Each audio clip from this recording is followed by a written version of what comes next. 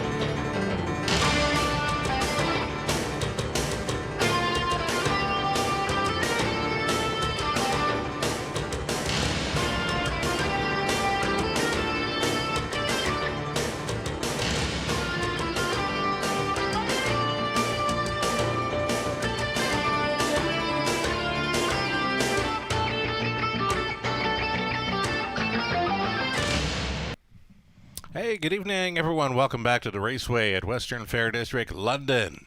Ontario's half-mile harness racing action. We are right on the freezing mark tonight in London. It's 0 Celsius, 32 Fahrenheit. Again, right on the freezing mark. From up top, announcer Shannon Sugardoll with you, setting things up. I don't know if we call it snow, maybe a flurry out there. Track condition rated good to begin this evening's 10-dash car. The program changes coming right up. Stand by.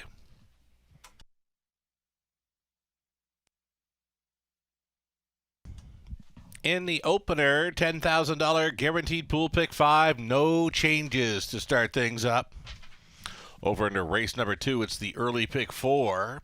Number 5, Rose Run Yolette, the vet scratch 6. The 6, Fine By Me, the new owners are Cam and John McQueen. Cam and John McQueen now own the 6, Fine By Me. Take out the 5 in race 2 to start up that early pick 4. Third race, race number 3, the 5, Walter, just Walter, blinkers to Blind Bridle. Over to race number 4, and it's clear. Race 5, early, super, high 5, opportunity, field of 8 on the pace, no changes. Race number 6, opening leg of tonight's late pick 5, scratch the 4, Timida by Emma. The vet scratch 6 for 4, Timida by Emma, and number 9 will not be moving in. Race 7 beginning. A late pick 4, nothing doing for changes in the opening leg. Great looking field of 8 there. 8th race is clear. 9th race, number 5, Lil Reese's Pieces, shoeing change, aluminum to steel in behind.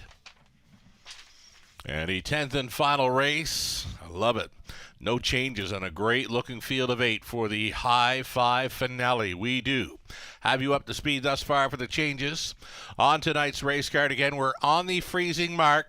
There's some wind out there. The horses are going to be facing it as they race on down the backstretch tonight. Of course, they'll have it with them on their backs through the stretch into the mile.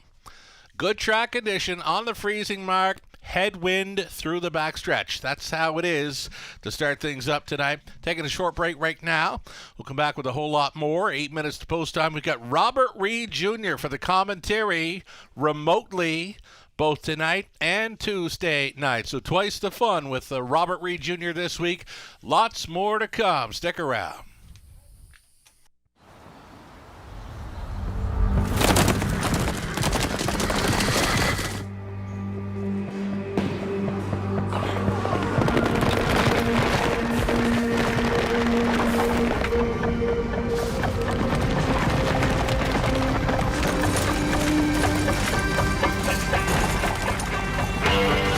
Break the routine. Start today at OntarioRacing.com. Hi, everyone. Welcome back to the show. You're watching the Raceway at Western Fair District, London, Ontario. Half Mile Harness Racing action. Sugar Doyle with you from the eye in the London sky. Red on the freezing mark, Robert. Little flurry falling from the sky. There's been some weather here. There's been some weather all around the province throughout the weekend. Rito had to shut things down in their season finale last night, I think after 7 or 8 races. So for tonight, we've got a good track on the freezing mark. They're going to face a pretty stiff wind down the backstretch as well, Robert. Yeah, that's always makes it interesting, right? Yeah. It usually will lend itself to some sort of a bias when you put wind into it being a factor. I mean, it looks like you said there's a little bit of snow. It looks like flurries right now, right. But they are expecting weather, out this way as well. So we'll see how it all plays out. But you know what, Sugar? I've been happy so far this year, right? Knock on wood. No, crazy intense weather as of yet, and I'd be happy if it stayed that way. Right, we're not breaking our backs just yet from shoveling. Hey, we've had a recent birthday in your house. How about William there on Friday, right? Yeah, Friday, is turned the big one, right? So it's awesome. Honestly, it's been an absolutely it flew by. Right, his first year with us just absolutely flew by. He's the happiest little guy you'll ever see, always smiling, and what we do, Sugar, right, for a living. Mm-hmm. I mean, making selections and stuff like that, and putting ourselves out there at times. Right. There's days that can be kind of highs and lows, and nothing better than having my 2 boys to always be there when sometimes things aren't going all that great. His smile, it always gives me a reason to wake up in the morning. I hear you had the opportunity to call some races throughout Nova Scotia in the summer. My mom, Frances, showed up at 90. My sister Paula was there. The grandkids were there. They live nearby Truro Raceway. So always great. It's all about family at the end of the day, right? It's great to have them to lean on at times. I had a busy weekend, Robert. We got on down the highway to Woodbine Mohawk Park, and what a show. It began with a little bit of fog here and there, a little tricky at times to call, but we got through it. How about, let's start off with your big bomb play, the spicy one, Gentle on My Mind. Anytime there's a bomb winning anywhere, Robert, I always check to see who's selecting what. You pegged this one as a player and maybe one to spice things up in there. Yeah, I did. Gentle on My Mind, for me, it was simple. First time Anthony Montini, right? Yeah. A horse that certainly had not been racing to their potential. And Anthony Montini was someone that I used to have horses with, and I respect him very much. So had to throw that horse in for a piece. Used the horse in the multis. Was very good to me in the multis. Yes. Wish I had bet a little win ticket, though, right? Sometimes when you see that kind of a number on the board, you say, you know what, I'm just going to bet it blind. I should have done that. Here's the thing, too. In the summer, I had the opportunity to put my speed badge on. 147-4. Carbine did it. Southwind Eddie did it. Saturday night, mid-December, Jabberwocky 148-4. Rick Zeron training Louis Philippe up. Insane. Yeah, it was absolutely insane. And you know what? That track that was playing so well to speed. 100%. The minute he made front, I said, oh, this race is over. Don't Touch My Truck was my top choice in there. Right. I knew he'd be up against it, though, because Jabberwocky is a horse that just swells up on the engine. Gets and that's brave. what he did. Yeah. But that mile, unbelievable for this time of year. I mean, unprecedented, really. And, Jabberwocky, though, right, a horse that when he's at his best and he gets things his own way, he's as fast as any of them. Yeah, and how about Tarasi? Tarasi, 149-1 winner, so a couple of sub-150 miles. Doug McNair driving his 4th win on the night there, and it's tough to beat McNair when he's rolling. It really is. You know what? And again, right, opportunistic. He picked up a lot of drives that James had been getting. Yeah. And now, I always look at it and say, I know it hasn't played out this year in the standings, but it's James and then Doug for me, right, at Mohawk Park. Sure. Louis made a big impact this year. Sylvan's always a guy you got to worry about. Same with Bob McClure. But Doug McNair, when he's on his game, he's as good as anyone, and I love backing him, especially when you're going to get a winning chance every time he gets in the bike. 100%. Doug McNair, 4 driving wins Saturday night. The valedictory, come on Artie, for Diane Sylvester of Sarnia. She bred that horse. She owns that horse.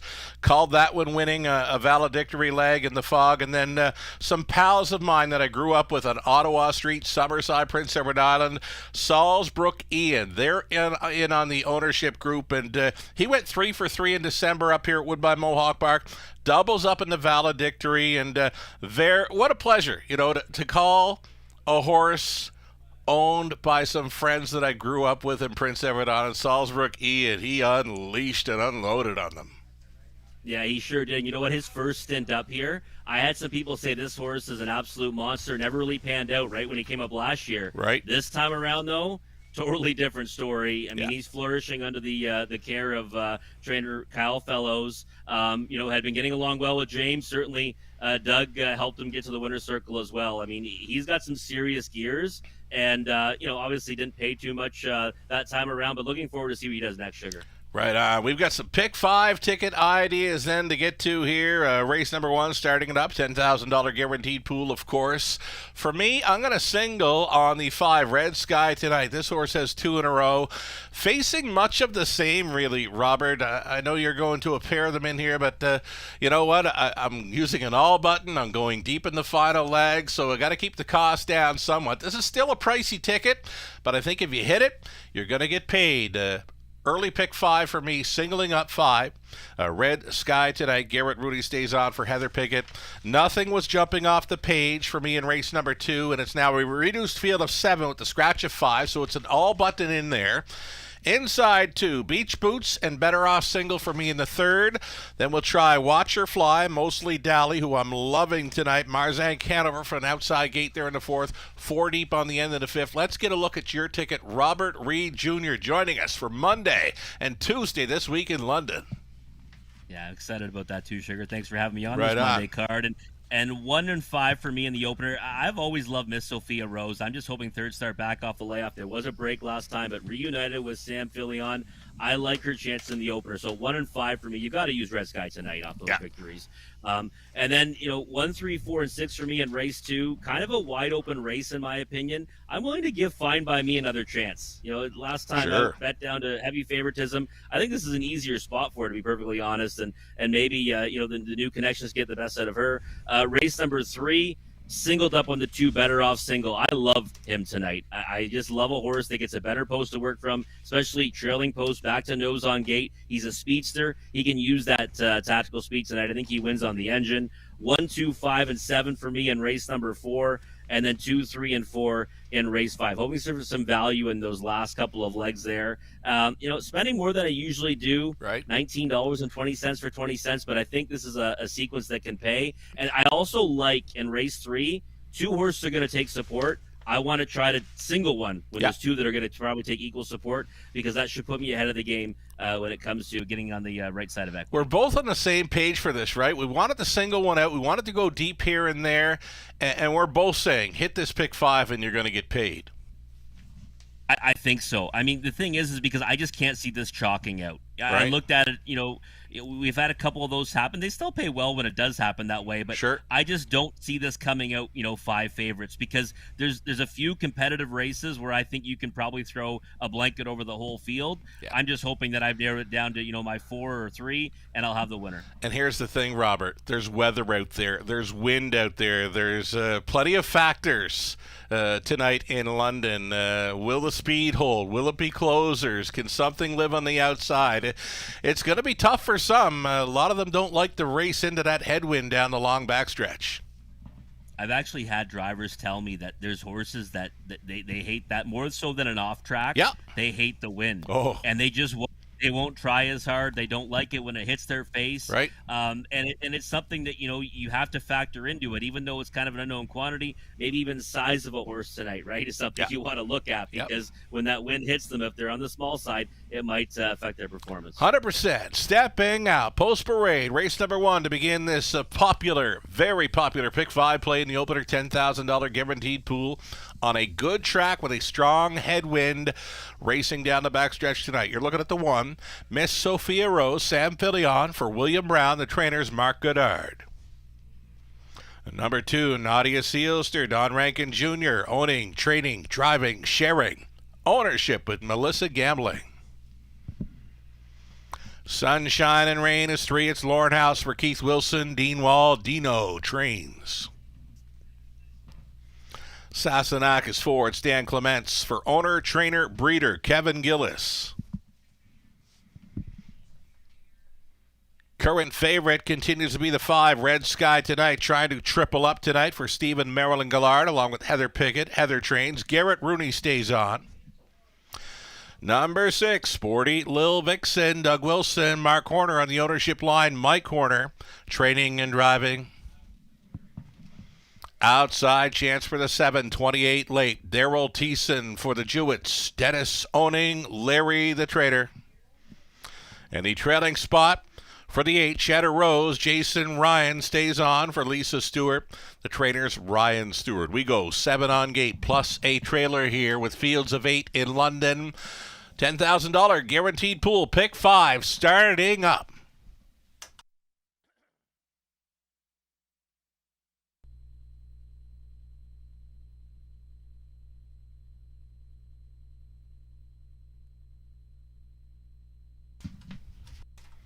All righty, getting a look at one of the heaviest of faves right now. This is number 5. This is Red Sky Tonight. Meets many of the same after winning her last 2. Tough to go against it, in my opinion, Robert, but you're going to try to get this one beat tonight.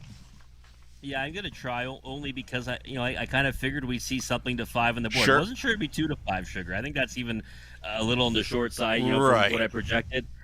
Listen, the horse just won 2 in a row from the trailing post. We've talked about it all season. Trailing post has been impossible. Yeah, and I mean, obviously, you're now having to accept a much worse number on the board. I mean, it was 5-1 the first time, almost 5-1 anyways, and 5-2 last time, and now you're talking about 1-5. I mean, that's a tough pill to swallow. On and off track. Yeah, exactly. Even with her nose back on the gates, obviously the trailing post, wasn't too bad for her. She won 2 in a row from there. But again, I thought, we'd see 6-5 on her, and I was still trying to beat her at that price. So 3-5, I would look elsewhere on a win ticket anyways. All righty. That's the wrap on Red Sky Tonight. Here is that one. Miss Sophia Rose. Players are playing. Looking to go well up and over that $10,000 guaranteed pool on the pick 5. Here is the 1, Miss Sophia Rose, under a light flurry here this evening in London.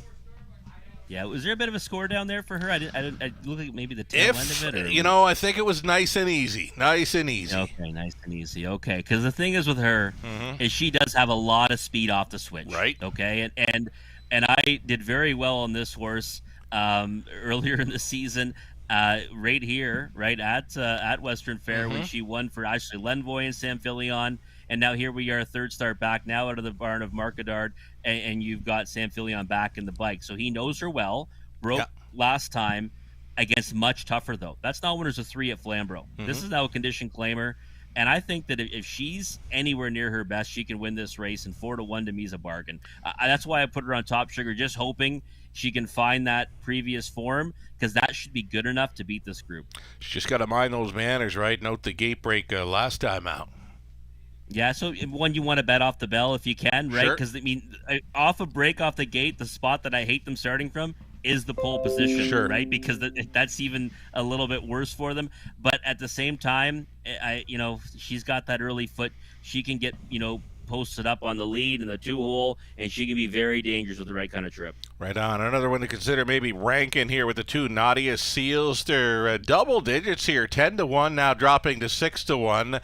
A player in here, finishing second best, and a great check getter this meet. She is, and you know what? That is still a monster price, even at 6-1. Considering last time 75 cents to the dollar. Maybe there's a little more depth to this field tonight, but she's a horse that can win from anywhere, right? We've seen her go to the front. We've seen her come from off the pace, and like you said, she's always right there in the mix. So if you so sort of cut you off, but I saw her go down the backstretch into that headwind. She went best of all.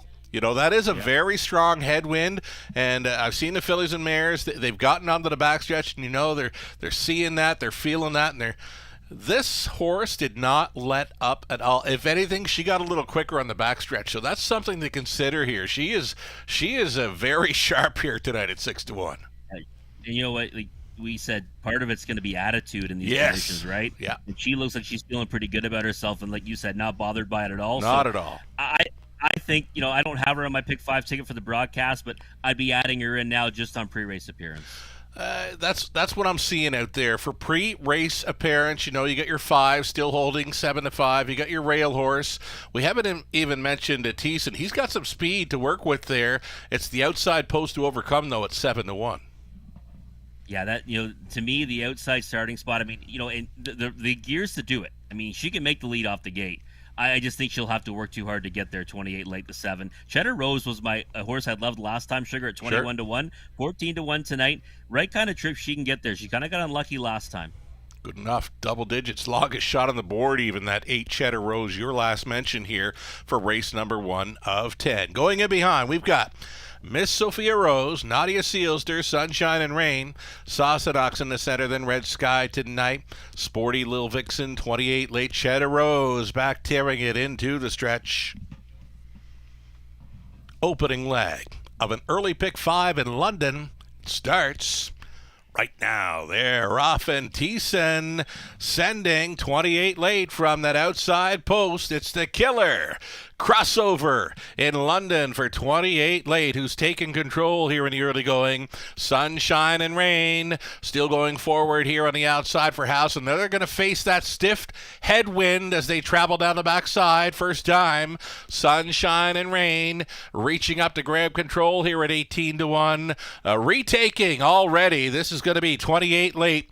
Looping back around to grab control, 29-3, 28 late, back to the top. Sunshine and Rain's going to be the long shot pocket sitter. Miss Sophia Rose away cleanly tonight. Travels in third. Nadia Sealster looks at it from fourth. That comes ahead of Cheddar Rose. Shuffled to the back there. Sassenach out and rolling. Red Sky Tonight. And then it's the gapped off gray. Sporty Lil Vixen. They begin to pair up now on the half mile approach. 28 late in control. 28 late breezing by the half mile. 1:01-4. She got a big time breather, this leader. 32-1 through that second frame for 28 late. Nadia Sealster put in play now.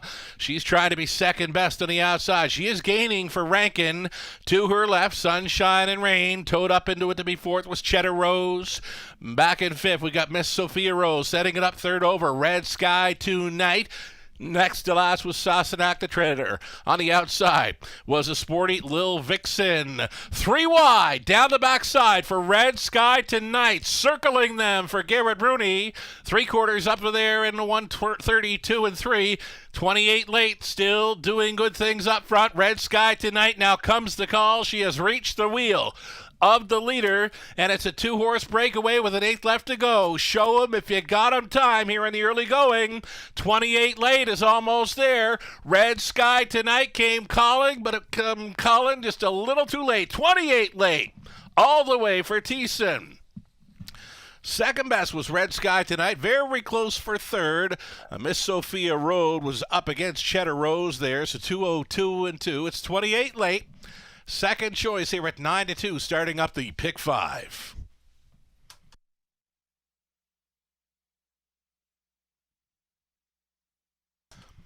And a solid start to our Monday evening program. Over $26,000 fired into that early pick 5. Just shy of $83,000 wagered in total in race number 1. Thanks so much for playing tonight and always. 28 late, waiting on her for a winner's circle photo in London.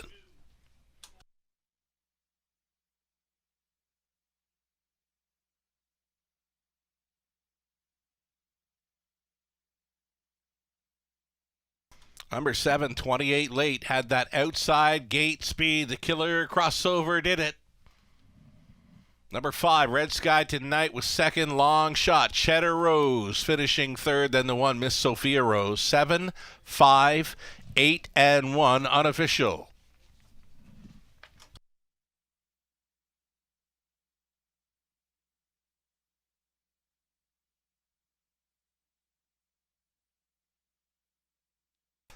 Back to victory lane returns the 7, 28 late at 9-2, the second choice starting things up.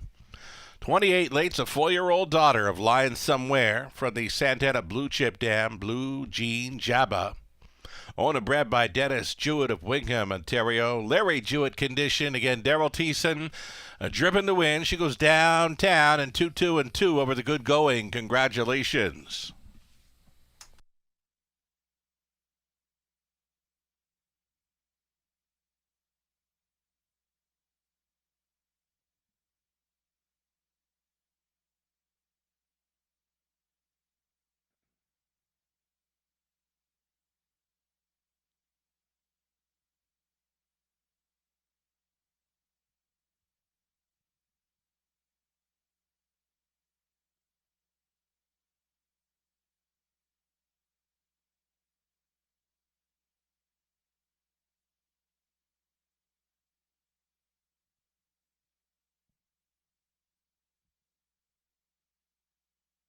Going official here with the 7, 5, 8, and 1, 1190 on the nose for 28 late. Exactor came back at 1960.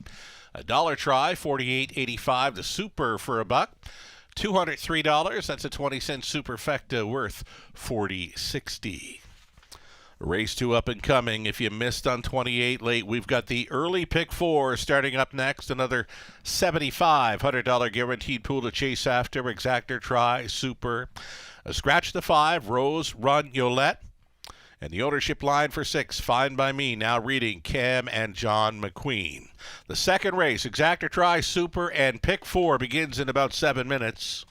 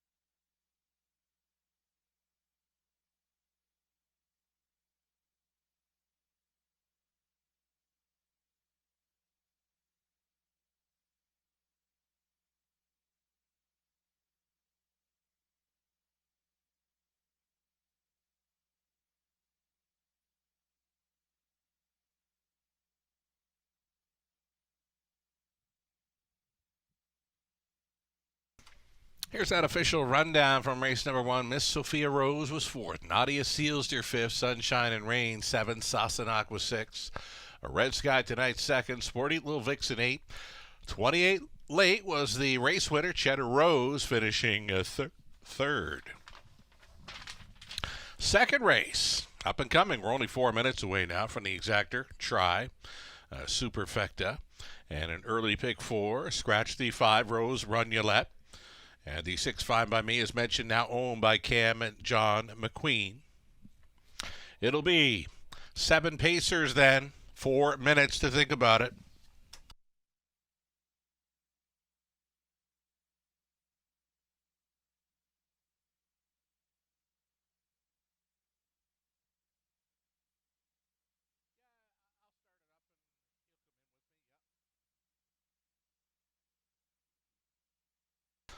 Three minutes wagering time, the upcoming second, and we've got some pick 4 ticket ideas to discuss here. Robert Reed Jr.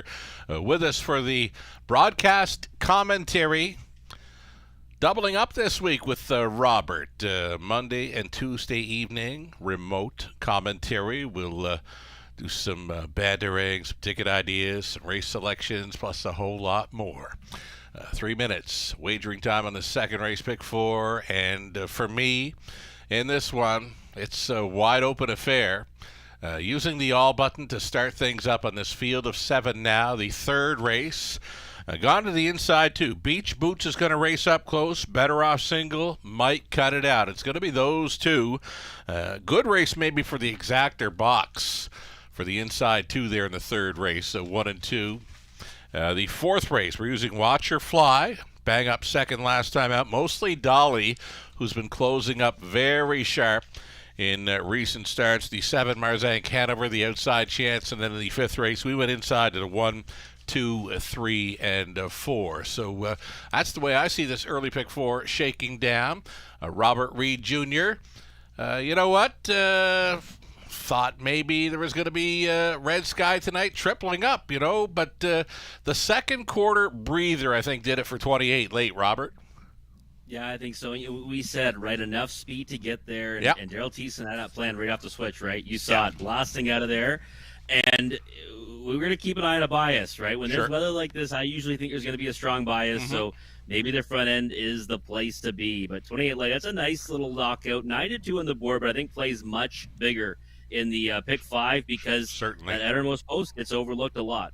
Oh, yeah, for sure. The killer crossover, right? She made front and then a nice retake prior to the quarter and then was able to get the breather. But time to go forward for the pick 4 play. You went deep here to start things up. I'm using all button, but 1, 3, 4, 6 on your end. Yeah, I'm going with the 1, 3, 4, and 6 here. And Fine By Me is one I'm willing to forgive at 6-5. Wow. The money's coming for Fine By Me right now, but I've got her on top in here. 1, 3, 4, and 6. I love the 2 Better Off Single in race 3. I think that one's going to be, the front man tonight, getting nose back on gate from an inside starting spot. We've seen this one win on the engine in that class. Back-to-back wins back in November. I'm hoping to see a similar journey tonight. Just the 2 Better Off Single in race number 3. 1, 2, 5, and 7. Race 4, I think, is a very good-looking Filly Mares, non-winners of 2000 last 3. I think it's a competitive-looking dash. I'd be, with my 4 deep, I feel pretty good, but I think there's others in there as well. It looks like a nice little race in race number 4. 2, 3, and 4 in race number 5. I know you've got the 1 Miss Italia as well, and she's a speed threat, right, from the pole position. Yeah. I just thought that the 2, 3, and 4 have a bit of a class edge on her.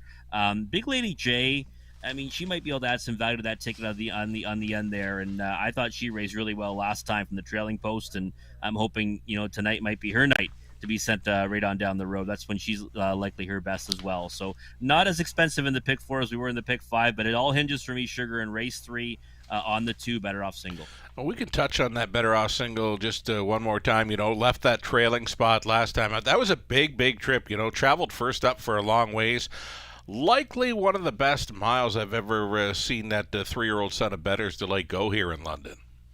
Yeah, I was in the same boat. I watched the replay several times, and a horse that's won 4 times and won with recency. It's hard to say that his best race might be the one he got beat in. The reason why I like him so much over Beach Boots is making second start back. That's obviously huge for that one, but they finished alongside each other, and obviously Better Off Single got the worst of that trip. First over to All Bets on Tex, who was a real strong winner, and I just looked at it and said, trailing post 6, post 7, that's his last 3. Yeah. And he has not won in those 3, and he won 3 in a row before that. Actually, 4 in a row before that. So getting back to the inside of the gate, to me, is what puts him back in the winner's circle. I hope they go off at around the same number, and I'll go it alone and hope we get that one down and knock out, close to half the pool.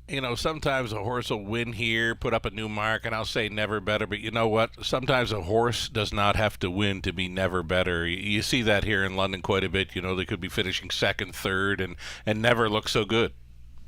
It's true, yeah. You know what, and that's, for us, most of the times when a horse gets on our watch list, it doesn't come off a victory, right? It comes off of, a tough trip and defeat, or one, maybe they get locked in or just get into a bad spot. And it wasn't a bad spot for him last time. It was a bad situation. he had to come first over against a horse that I thought was unbeatable, and that winner ended up being exactly that. So a good race and defeat, and I think he gets back to the winner's circle tonight. Right on. Here we go. Setting it up for race number 2, the opening leg of this evening's early pick 4. And stepping out now, we've got the one, My Outside Voice. Jason Ryan on board for the McClures. Catherine owns. George trains. Another one to look at here, number 2 is Sea Storm. This one for Sea Spray Stables Limited. Along with Mike Timpano, Mike Trains, Nick Stewart up. Number 3, this is Gracie T. The 2-year-old is owned by Rod Duford, trained and driven by Rob Doyle. Then the 4, it's Sturdiest Piglet. This one for Tom Bain and Tim Campbell, along with Dan Lee, Tom training. Dan Clements in the sulky. 5 was Scratch the 6, Fine by Me, now owned by Cam and John McQueen with Cam training. Garrett Rooney gets the call. 7 Outside, I Wish I Had a Me. It's Mike Horner, training and driving for owner, breeder, Leo Baker. And a trailing spot for number 8, Lady Holly. This one owned, trained, and driven by Brad Moore. Number 8, Lady Holly, stepping out now. She'll be leaving from the trailing spot. So there we have it, a reduced field of 7. Opening leg of the early pick 4. I see it as wide open. We'll have 6 on gate plus a trailer. And Robert, kind of a sharp drop from the live money for the pick 5 play. A $26,000 plus pool and just over $3,000 left. So a little bit more than 10%, with the second choice winning the opening leg. That's what we said, right? Going to play off as a much bigger number in that pick 5, and what is that? I mean, that's like 10-1, right? Almost, well, 8-1 or so. But yeah, you know what? In a couple of, we had some people on social media, Mr. B. I know he had that one on his tickets. He was trying to get the favorite beat as well, and there's a few others that have reached out that said that that was a good result for them. So he got some people that are in it to win it tonight. So good luck to them. Right on. We're looking at Fine by Me, third trainer in less than a month for this one now, and was a beaten favorite there last time up, but you find this group may be an easier spot. Yeah, because the thing is that that's a condition claimer when you're facing off against, lifetime winning horses, sure. Right? This is now a non-winners of ex-lifetime condition claimers. So yes, the price tag goes up significantly, but the competition doesn't. And Furiosa came back to win, out of that race. She was second in that race. Now, granted, she got beat by almost 30 lengths in there, but something had got amiss. She looked good on the engine until obviously she kind of stopped on the backside for the last time. But you're looking at a horse that was even money against that group, and now tonight price is going up at 9-5. Moving to the barn of Cam McQueen. There's been a change in ownership. I just said, you know what? If I'm willing to back her last time, I'm going to come right back to her in this spot and hope for better value. The problem is 2-1's not the number I was hoping for, right? But we'll see if that kind of rises come post. And many did go there last time. She was even money pretty much. Did get over the Grand River half mile last summer as a 2-year-old in 1:58. So if she could ever find that kind of winning form again, then Cam might have himself a beast here. Rooney on board tonight. Yeah, looking forward to actually see what Garrett can do with him, right? Sure. Because I think that maybe the engine might not have been the best spot for her. However, I'm thinking that's going to likely see what we see from her again tonight. She's got to get forwardly placed. Yeah, I'm looking at the rest of the field here. It doesn't appear to be a whole lot of gate speed amongst the rest of them. You have number 3, Gracie T, pegged as a player here. She's a 2-year-old, and I believe the lone 2-year-old. Yes, indeed, but she is coming off the win. Last time out, Rob Doyle stays on, of course, and you know what? On a night like this, she is as good as any. She is, and she surprised me last time. That was a big effort first over, and kind of just grinding it out. And when you've got a 2-year-old facing older horses, sometimes they don't do that, right? They don't get by their elder foes come the wire, and she did. And then she not only got past them, she also had to hold off a late charge as well. So I just thought that it was an all-around nice effort, and I thought you get a better number than that 2-1 morning line, and she's that right now at 4-1. So she showed last time she can rough it. No reason why she can't overcome a similar trip today, or maybe race off a helmet. So Gracie T is one that I'd have everywhere in the exotics and in my multi-leg wagers. My Outside Voice with a rail advantage here. You're getting a nice price, but now this one has missed, we're going to call it a little over 3 weeks, and does wear the Go Straights at number 1, My Outside Voice. And you know what? The Go Straights and maybe the track off a second or two, it plays a factor sometimes, but you know what? Maybe the time away has helped this one. 6-1 for the one, My Outside Voice. Does have some early speed, does show sitting third from the rail in 29 over London. So, you know what? Maybe it's a trip downtown for My Outside Voice. Yeah, it could be. And you know what the thing is for me, Sugar, I don't mind. The time away. It's not too long that you'd say, okay, well, we've got a real stale date here, right? Like it's close enough that she could still be fit enough. And she's another one that if you look who she's been racing against. Yes, it's a Condition 7 claimer. Now this is a Condition 20 claimer. But that lifetime non-winners, condition on this race. She's going up against Anchor So Real, Something Royal. Right. I Love Her First. These are all horses Veterans. that I'd back in here in a heartbeat. Right. And take probably a short number on, a very short number, actually. So, you're getting 7-1 in a horse, and I think a lot of times people look at price tags and think that is what determines class, or even the purse determines class. That's not the case, especially not in a race like this where they're carrying a hefty tag, but it's for horses that haven't won 12,500 lifetimes. So I think My Outside Voice is in with a chance here. Yeah, I don't like the Go Straights over a track like this, but 8-1's a good number. Final thoughts on the 4, Dirtiest Piglet. Breaking issues the last couple of goes, but had a couple of victories before that. Was so good here. November the 7th came from Mars to win it, but those 2 breaks have kind of made me shy away on the win end anyways. 5-1's about the right number, but gotta mind his manners. Right on. Racing officials have just notified me of a late scratch later on in the program tonight. Race number 9. In race number 9, the 1 Treasured Legacy will be coming out. Scratch the 1 Treasured Legacy from race number 9. Gates moving for race 2 of 10. In behind, My Outside Voice, then C Storm, Gracie T, a Dirtiest Piglet, Fine by Me, I Wish I Had a Me. Trailing out, Lady Holly, reduced field of 7 into the stretch. Picking up speed, here they come. And away they go, first to show, Fine by Me, had that gate speed, is crossing over here for Rooney. My Outside Voice with that rail advantage, going to race up close here for Jason Ryan, sliding into third. Went Sea Storm, breaking at the back, Dirtiest Piglet, another break this time. Dirtiest Piglet still galloping through the opening turn. So Fine by Me in control here in the early going. We got My Outside Voice in second. Traveling third is Sea Storm. You know what?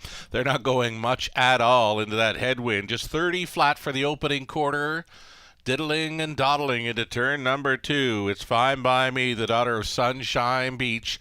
Leading by almost 2 full lengths. My Outside Voice for the trip in second. Continuing third, it's Sea Storm, a midfield fourth. For the 2-year-old, Gracie T. And down in front of us, they travel. Next in line to be fifth. We've got Lady Holly, I Wish I Had a Me, and just trying to catch up to them. The early breaker, Dirtiest Piglet. By the half, 101 and 3. Fine by Me, still marching forward for Rooney. The tow-along trip in second for My Outside Voice. Continuing third is Sea Storm. Looking to make something happen now at a 4. Travels Gracie T. She gets a peek to the outside. Trying to gain from fifth is a Lady Holly through the backstretch. Final time, pace setter. Fine by Me. Fine by Me is going to face a challenger now. My Outside Voice has been tripping out and gets directed to the outside here at 3/4 in 131 and 3. Final turn action now. Fine by Me still there, leading by a neck.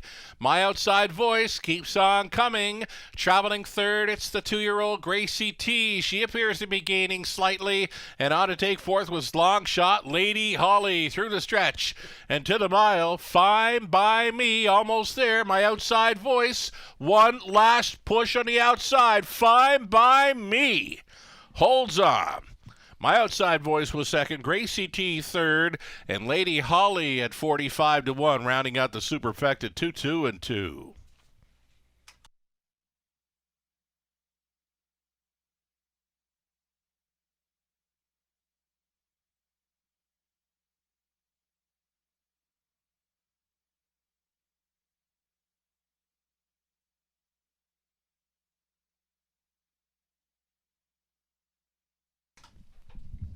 Still cooking here in London, just shy of $70,000 wagered on race number 2. The pick 4, early pick 4 pool containing over $16,000. Fine by me here at 3-5, starting it up.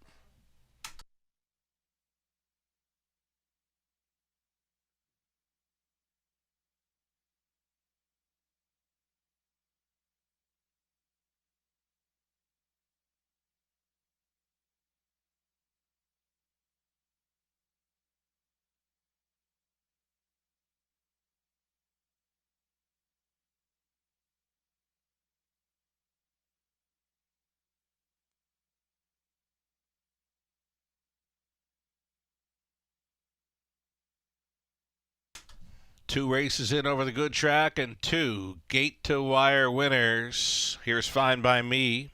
Returning, 3-year-old daughter of Sunshine Beach from the well-said mare, All Is Well.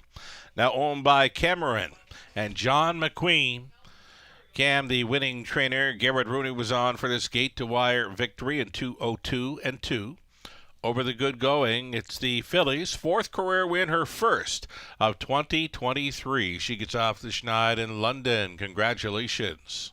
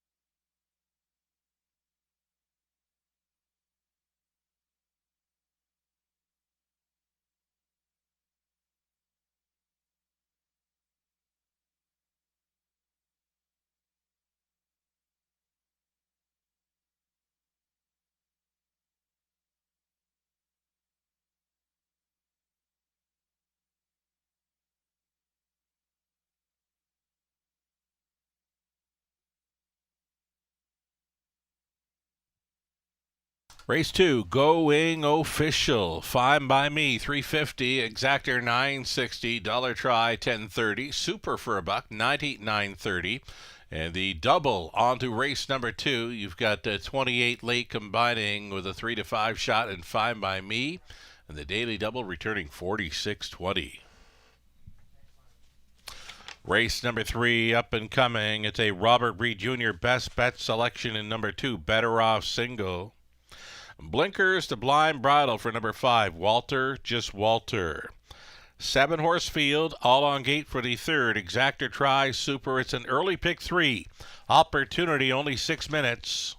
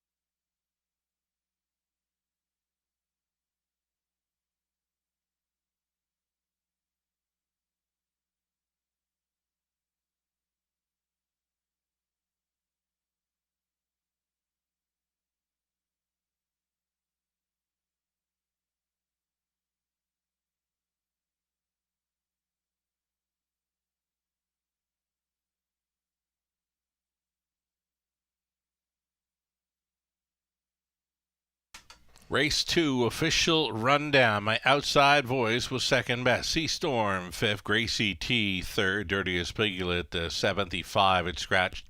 Fine by Me was a race winner. I Wish I Had a Me was 6. Lady Holly finishing 4th. Third race up and coming, an early pick 3 opportunity. Starting up there, Blinkers the Blind Bridle for the 5. Walter, just Walter, 7 Noses, all on gate for this. Opening up as the favorite, number 4, Arasag, leaving from the center.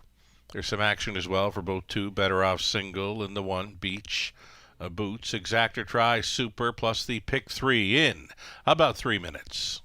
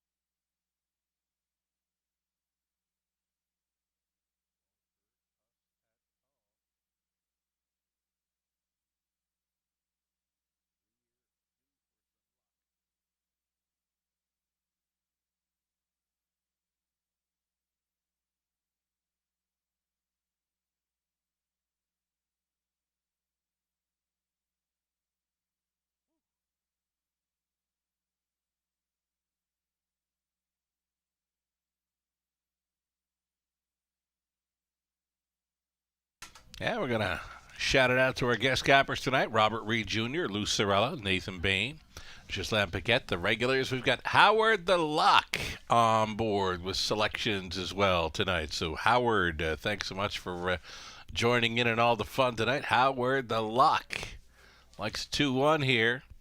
There's a few of them like it at 2-1, 3-6. It's common throughout here. Myself, Ghislain, we went to the 1 Beach, Boots on top, though Robert, Lou, Nathan, and Howard the Lock all going for those 2, 1, 3 tries in the third. Live money update. After the 3 to 5 choice takes leg 2 of the pick 5, it leaves $1,000. 1,013 from the pool of $26,000 plus the pick 4. $16,000 plus pick 4 pool. About a third of it left in play. $5,656. Best of luck the rest of the way.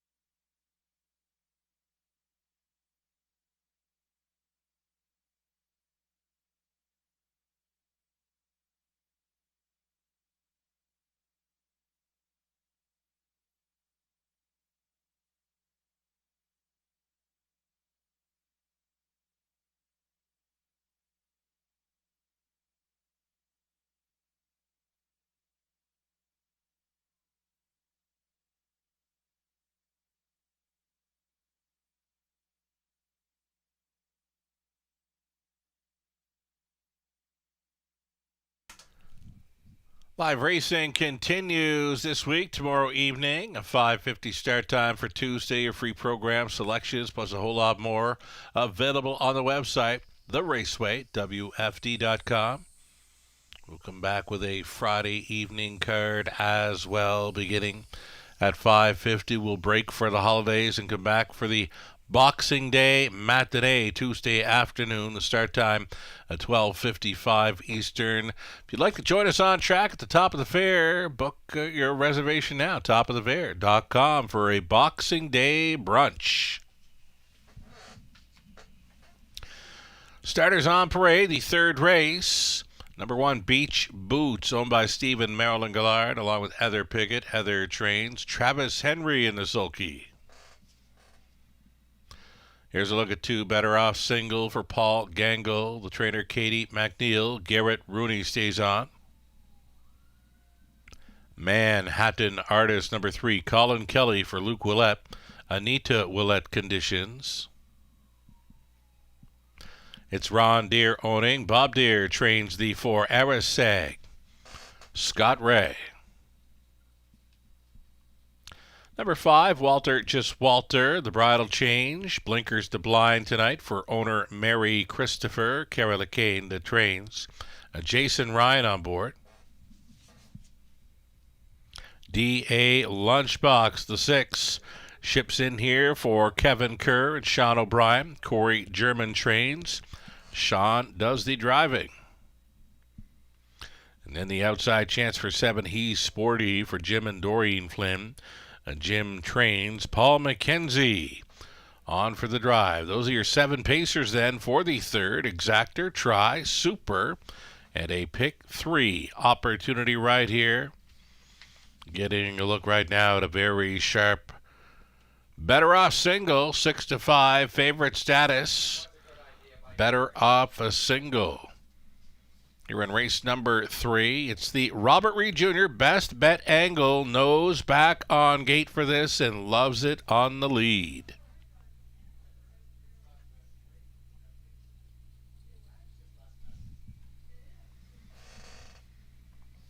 There it is, Better Off single.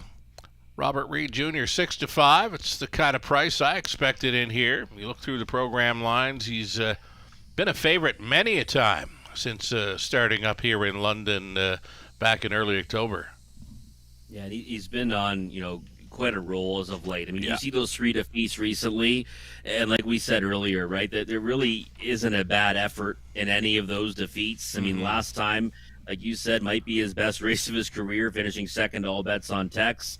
Before that, had to work really hard in the early stages. I mean, 57-3 to the half is no joke here at the Raceway. We know that. Faded back to third before the wire. But with those 4 victories in a row, 3 of them came on the engine and 1 came out of the 2-hole. And I think that's going to be the journey tonight, Sugar. I really do. Already proven at this level. And a horse that's been, super sharp as of late, looks fantastic on the track right now. You know what? This horse has improved week after week, and you can even see it in the look of him coming out of the post parade. From week to week, I'm seeing a difference. Now, this horse is all muscled up tonight. He's very sharp looking, very game looking here. Yeah, he is, and right now your ears are up and looks pretty determined out there. Yes. And I love when a horse takes a lot of air like that, and now they get to come back and hopefully get to, chop it out, or, I mean, at worst hit the 2-hole. And right now it looks like, Garrett's got a mittful in front of him. So I'm thinking this horse is going to be really tough to catch if he gets on the engine. And he's already shown that, he loves to chop it out. I was actually surprised that he finished as strong as he did last time, taking that kind of air. I thought he was more of a trip horse, but that was an effort that caught my eye. Right, another one to consider here then maybe the one Beach Boots. Beach Boots goes out for co-owner, trainer Heather Piggott. Travis Henry back with us now aboard the horses here in London. It's a rail advantage, and it was a pretty nice return to finish third in 157-2 in the latest. I was thinking if there's an exactor box play, and if you can get double your money, this is the angle I'd be going after here. 1-2-2-1. Yeah, it just looks like it's got to be the lineup, right? And it's even, better when you see inside draws, speed, and they're probably the best 2 horses in the race as well. I mean, it's hard to argue that they're not the best 2 in here. And I'm thinking that is, going to be the lineup off the switch. I'm hoping it is 2-1. But Beach Boots raced well last time, and considering the long time between starts, that even kind of boosts that effort up even more. Has hit the board in 7 of 8 this season, and had been racing really well before getting shut down back in the spring. So, listen, this is not a play against Beach Boots. This is a play on Better Off Single, and I know quite a few that are in the camp of Beach Boots tonight, thinking he's going to take a step up off that effort. I just think it's going to be tough to catch Better Off Single. All right, we're both kind of calling on 1-2. Well, everybody really, the selections are saying 1-2-3 or 2-1-3. Well, Manhattan Artist, this is a much improved post for this one from the Luc Ouellette camp. Manhattan Artist, a big middle half. You want to look at it, 57-1. Mired in traffic through much of it there in the early going. Again, this is a much improved post, and this son of Dolly's all right. He is, yeah. He's one that I was all over, back in the spring, and he got that victory at 3-1, and I was actually shocked that he paid that, getting back here to the Raceway back in April, and then followed up with a couple of nice efforts. And first time at this, level really in his latest, and like you said, the line might not look all that great on paper, but that middle half is pretty big. So that kind of jumps off the page, right? Yeah. Exactly. You should be ready to roll now, at this level. And to me, he looks illogical one to land third, but maybe he splits them and helps it pay. Starting car, getting set to move into position. Final thoughts on this one? Can you get along with even money for 2? Better Off Single. Yeah, that's my threshold, though. I won't go any lower, but I loved him tonight, so I'd be willing to accept that price. I'd be leaning now. I know I mentioned 1-2, 2-1 boxing up, but I'd be maybe thinking of using 3 for the deuce in here. Looks all right there on Parade and going behind the gate. We're getting set for race number 3 of 10. In behind Beach Boots, then Better Off Single, Manhattan Artist, then Arasags in the center. Walter Just Walter. A D8 Lunchbox ships in. He's sporty for 7 across into the stretch. Race 3, Pacers. Pickup speed. Here they come. They're off, timing it perfectly from the outside gate. He's sporty, and McKenzie sending this one, though, along the inside. Better Off Single, using that inside advantage to come on through. This is Better Off Single on top by 2 full lengths. Beach Boots got plugged in there. Manhattan Artist also plugged in, so having to back off into 4th, the earliest lever. That is He's Sporty settling in. Then in 5th, we've got Arasag. Next to last game, Walter Just Walter. And switching outside, D8 Lunchbox. 29-3. So the first 8th was quick. That second 8th, not so much. Tapping it up here, Better Off Single did go at even money, the second choice in front of the favorite. Beach Boots, odds on here at 4-5. Manhattan Artist up close tonight at 10-1. Down in front of us, they travel. Better Off Single now being left alone. Continuing second is Beach Boots, thinking about it third. Manhattan Artist decides to stay in, uncovered to be 4th. That is Walter Just Walter right of the backfield. That'll be cover for D.A. Lunchbox, getting shuffled back an early lever. He's sporty, now finds himself next to last in the trailer. That is Arasag over the half in a minute and 3/5 backside. Final time, Better Off Single appears to have something left, muscling right up here for Rooney on the front end mission. Beach Boots continues to follow there in second. Moving into third was Walter Just Walter. Manhattan Artist trying to hold 4th against a D8 Lunchbox. 3/4 up and 130-3. It appears to be coming down to these two. Better Off Single leading. A peek to the outside in second for Beach Boots. Traveling in third, Walter Just Walter. And late pace from Manhattan Artist. Almost there. Better Off Single. Better Off Single at even money. As good as advertised. Beach Boots was second, got close for third. Manhattan Artist was scrambling against Walter Just Walter. 159-4. They were home at 29-1 there, and that is 3 Count 'em 3 gate to wire winners tonight over the good going in London.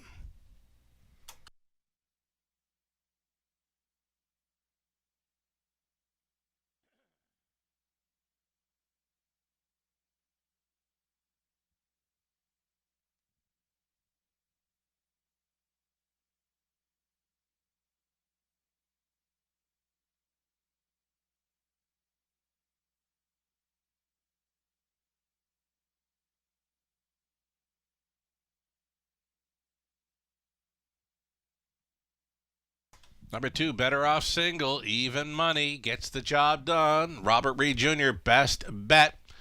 Play on the night, winning over 1. Beach Boots on to take 3rd. Manhattan Artist, that was flying late, maybe circling that one up for next time. Walter Just Walter at 30-1 finishes 4th. 2, 1, 3, and 5 there in race number 3.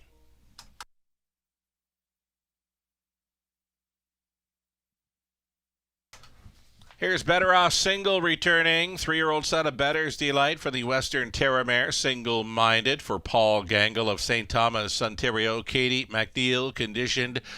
Garrett Rooney driven to win all the way tonight over the good going in 1:59.4. Big final quarter speed over the good track. 29-1 for the victory.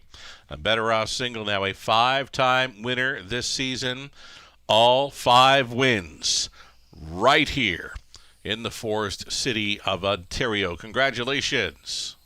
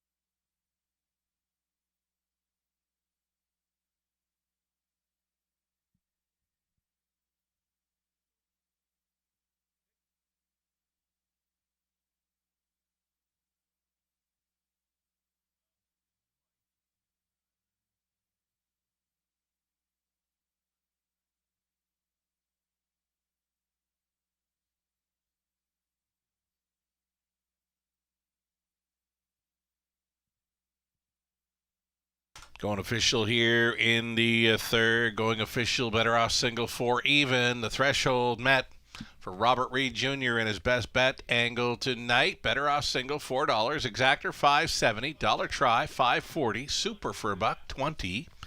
15.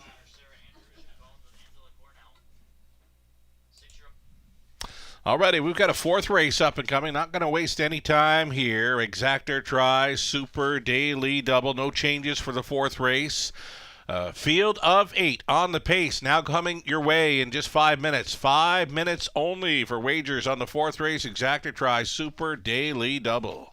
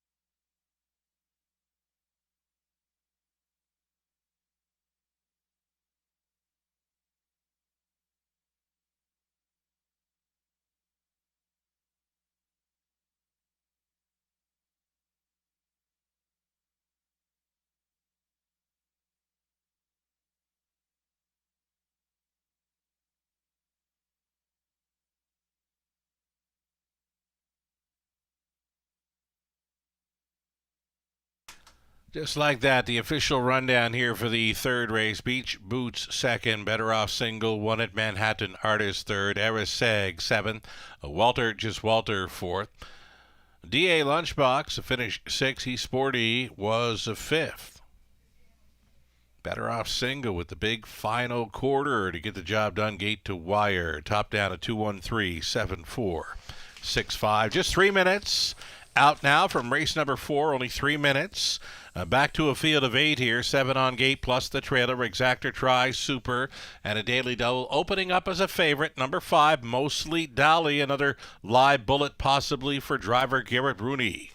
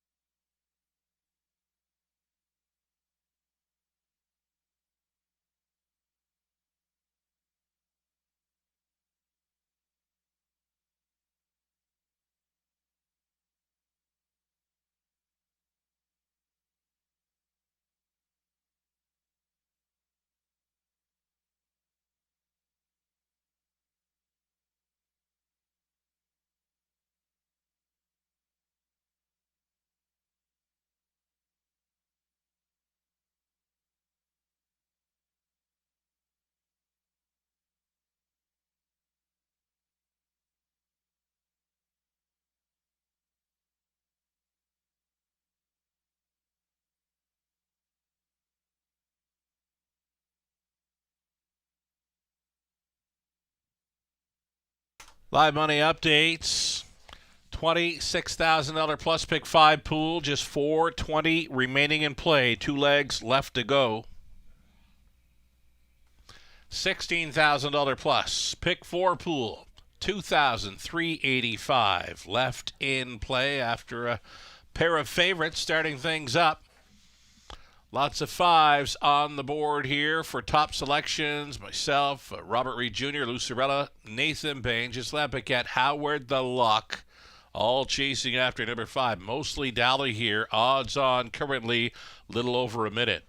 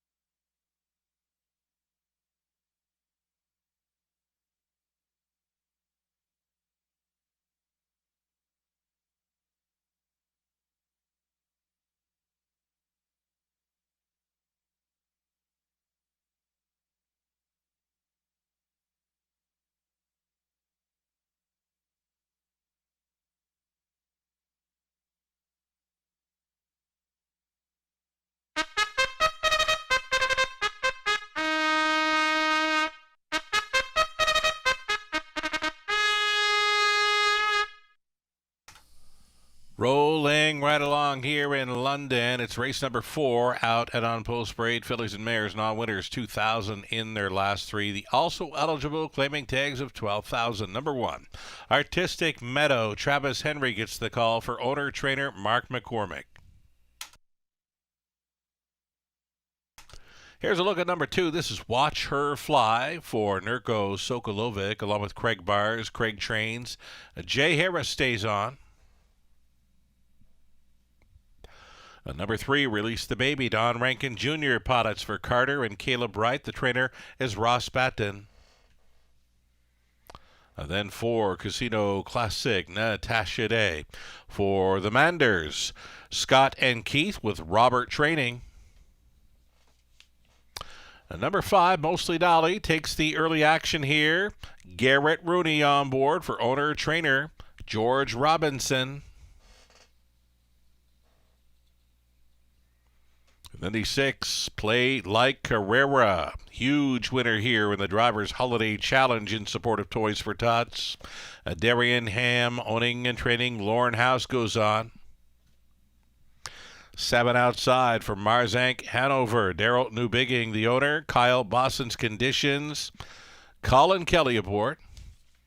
And then a trailing spot for 8, Dan Darmal. Dan Clements for owner, trainer, breeder Kevin Gillis. Those are the starters. 8 pacers for this exactor, Tri, Super, Daily, Double with Fillies and Mares involved.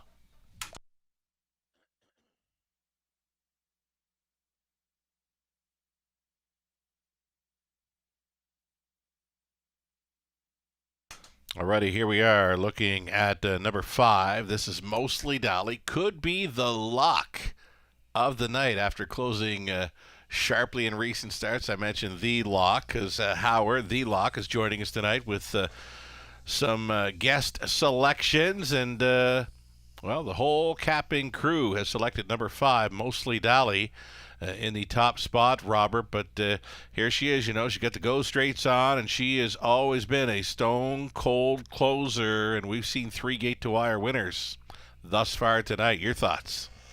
Well, I just tweeted it out. I think the Choo Choo is the place to be hit tonight at the Raceway. Right.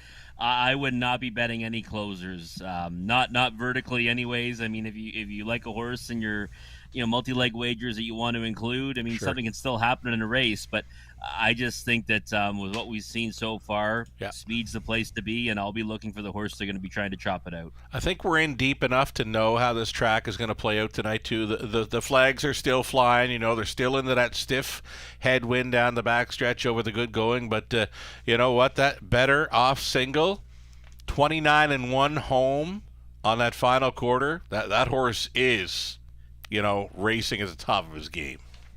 Yeah, he is. And you know what? When he got to the lead, obviously, we saw a little bit of, speed from the outside there, but I loved what Garrett did. He just kept driving, right? I'm going to leave that horse out there. Yeah. I want the front. And he looked very good on the engine at every point. I was never worried. And I was actually pleasantly surprised that he stayed at even money because sometimes you see that late drop. The late drop came to Beach Boots, and we got even money still. So pretty nice when that works out in your favor. What has to happen for Mostly Dolly to get there at 6-5 right now? The horse players are still playing this horse. Yeah, I mean, I'd say that she needs to find some gate speed, but I don't think that's there for her, right? I don't think so either. It's one of those things where I think that she's got to be posted up on a helmet, and there's got to be a lot of action in the early stages. But we haven't really seen anyone make up significant ground and be right there at the wire. Now, Mostly Dolly, pulling up her lines kind of as we go here. Yeah, seen some speed from the inside of the gate at Leamington, but we know that inside starting spots against softer groups might create speed. I don't know if that's going to happen for her here tonight. In any event, I think her strength is coming from off the pace or just off the pace, and I'm not sure that I'd be, all that enthralled to take 3-2 on her, to be perfectly honest. Alrighty, the speed has to come from the inside too. It's likely going to set up 2-1 or 1-2 again, but Watch Her Fly appears to be the choice for Jay Harris. He's been listed on Artistic Meadow quite a bit, and he opts for Watch Her Fly by the looks of it. Yeah, and watch her flies in good order, right? That last effort. Yes. I mean, I think we'd both be happy with OK Jasmine in here, especially with the way she races on the engine. This one sat the 2-hole and only got beat a length. So I thought that was a pretty good effort in there. And I mean, Artistic Meadow to me, like when I looked at that and saw Jay on the 2, obviously that weighs into it. But sure, Artistic Meadow, it has some back class to rely on, and she's a speedster off the gate. And I've seen her on nights like tonight just go out there and just hold them off. Put up the invisible shield. sure. Ride the bias and hope for the best. So 13-1 on Artistic Meadow, to me right now is the value on the board. But again, you're playing it knowing that in recent starts she has not been at her best. Right. Right. So just needs a little more on the end, right? Yeah, exactly. The bias can help with that. Sure. That's something I've seen before. Yeah. Again, Watch Her Fly to me is a big time player, but I think that people are recognizing the bias and say, okay, I'm willing to back her at 8-5, 7-5. Mostly Dally at 2-1. That's still too short for me given the way the track's been playing. How about Colin Kelly on a 7, Marzank Hanover, if he wants to leave 100? If he leaves 100, I mean, Marzank Hanover is kind of the intriguing one in here, right? I Third know. Start back, yeah. And she's got the credentials to beat this field. I mean, we've seen her go out and beat better than these. 100%. It all comes down to what the trip is for her. And I mean, she, to me, I've always remember her as a closer, but I know she has a little bit of speed off the switch. So we'll see what Colin does. Yep, she sure does. Keep an eye on Marzank Hanover, post 7. You're getting 5-1 right now as they move in behind. Artistic Meadow on the rail, then Watch Her Fly. Release the Baby, Casino Classic in the center, then Mostly Dolly, the closer. Play Like Carrera, Marzank Hanover, the outside gate trailing out as Dan Darmal. 1/8 of a mile from the start. Pacing. Fillies and mares. Pick up speed. Here they come. They're off. Marzank Hanover leaving 100 from the outside. Watch Her Fly tried to go with Artistic Meadow is traveling there in third. So Marzank Hanover, there's that early speed she's been known to use once in a while. She's using it tonight, and she touches down on the lead, though already out for the retake. Watch Her Fly. Watch Her Fly. Marzank Hanover 1-2 up and towards the quarter-mile marker. Artistic Meadow on hold into third. Fourth best away, Casino Classic is traveling in the front 4 tonight. Then in 5th, we've got Dan Darmal. That came ahead of Release the Baby. Next to last, the Stone Cold closer, Mostly Dally, who did close up at even money. And trailing the field, Play Like Carrera. So 29 flat was this opening quarter-mile speed carved out by Watch Her Fly. Watch Her Fly. The marching orders tonight for Jay Harris. Marzank Hanover getting a dreamy trip here in second. Traveling third, Artistic Meadow. A peek to the outside of fourth. There goes Casino Classic for Day. That'll be a toe up for Release the Baby. Saving ground. Dan Darmal caught up in traffic. The race favorite. Mostly Dally now finds herself in last. Coming through to her left was Play Like Carrera. Backside. Final time. And Watch Her Fly is still the one. Marzank Hanover has been tripping out here in second. Third and wide for Artistic Meadow. She's now in play. Casino Classic trying to get involved at a 5th. Release the Baby actually angles to the inside to save ground after 3/4, 129-1. Chased up for the final 8th. Watch Her Fly. Marzank Hanover is getting reminders. A 2-horse breakaway into the stretch. Still the one. Watch Her Fly. Marzank Hanover. Marzank Hanover on the outside trying to make it up. She's running out of track, running out of time. Can she get there? She does! Marzank Hanover at 5-1. Second best was Watch Her Fly. Then came Release the Baby and Casino Classic 159-2.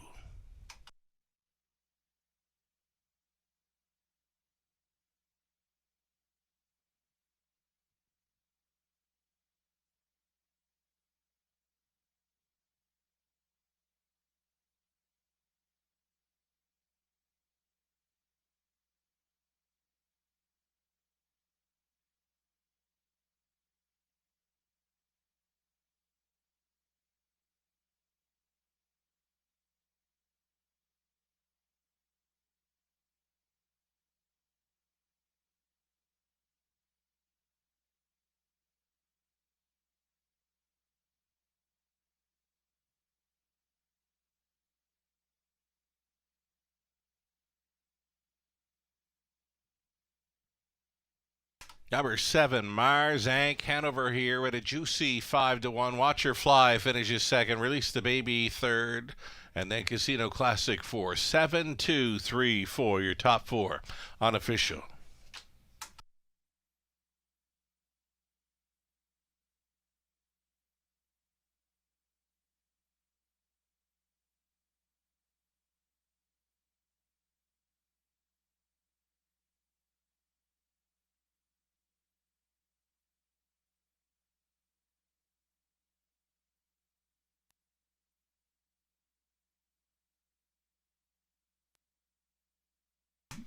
Returning for a winner's circle photo from the outside gate, number 7, Marzank Hanover, in play in the early going. Dreamy trip throughout and gets up in time for victory. The 6-year-old daughter of Mach 3 from the Camlock mare, Monte Carlo Madam. Bred by Hanover Shoe Farms of Pennsylvania. Daryl Newbigging of Kamoka owns. Kyle Boston's condition. Colin Kelly driven to win over the good going in 159 and 2. It's the mare's 16th career win, her first of 2023. Marzank Hanover in the 4th race. Mild upset. Congratulations.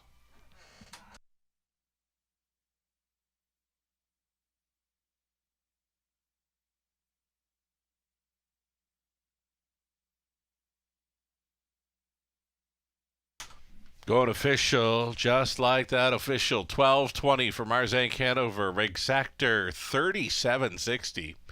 Dollar try 89 even. Super for $1, 457.65. The 20 setter worth 91.53. Race 5. Next, no changes for another field of 8 on the pace. Exactor try. The early Super High 5 opportunity. We're going to give you about 11 minutes to think about it. Good luck.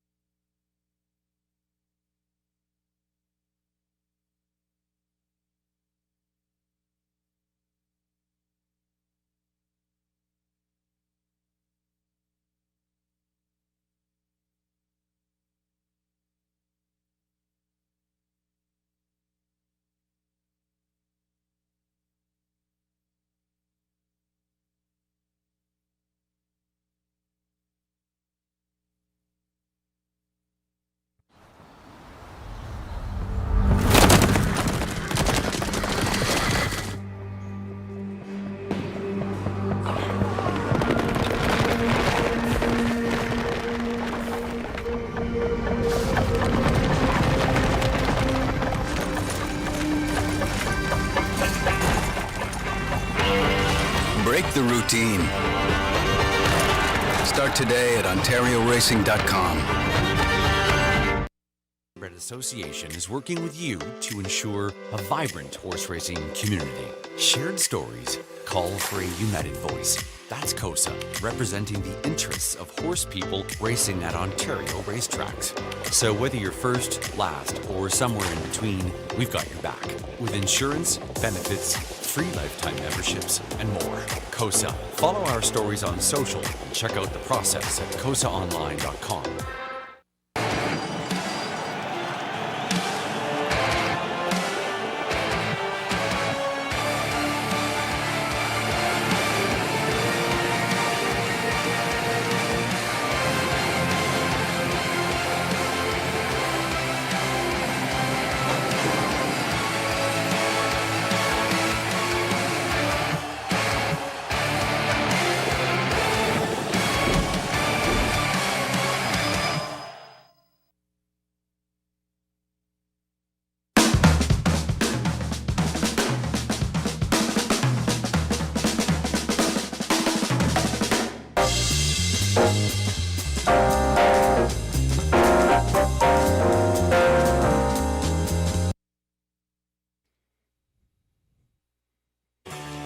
Ghislain Baguette.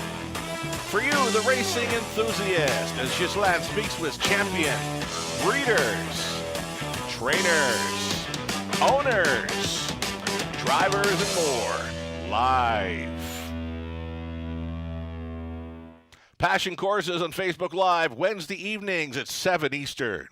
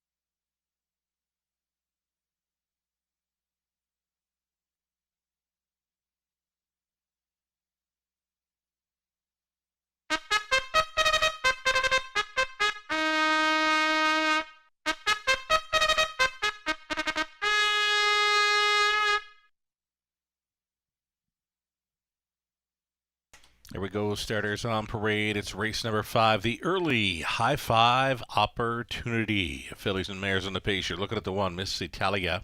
This one for Wendy Warren Timpano, along with Sea Spray Stables Limited, Frank Tucci, Dave Kennedy, Mike Timpano training Nick Stewart on the one.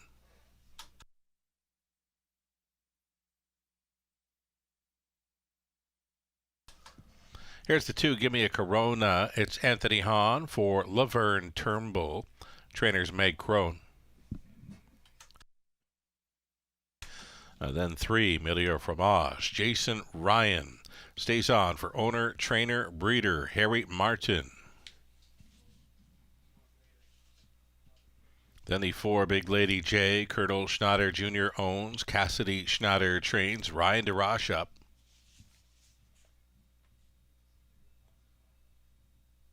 Panning for Treasure 5, Garrett Rooney for Mark Cadman. Trainers Angie Carroll.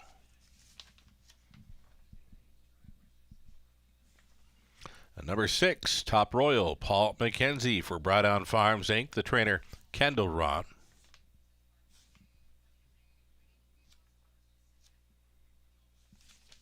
Seven outside for Sweet Cheese Us. Brett McDonald on board for Steve Bestard. Trainers Catherine Cochran.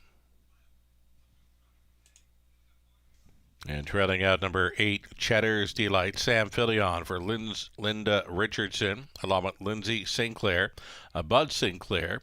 Conditions. 8 Pacers, Fillies and Mares for the Exactor, Try, and early High Five Opportunity.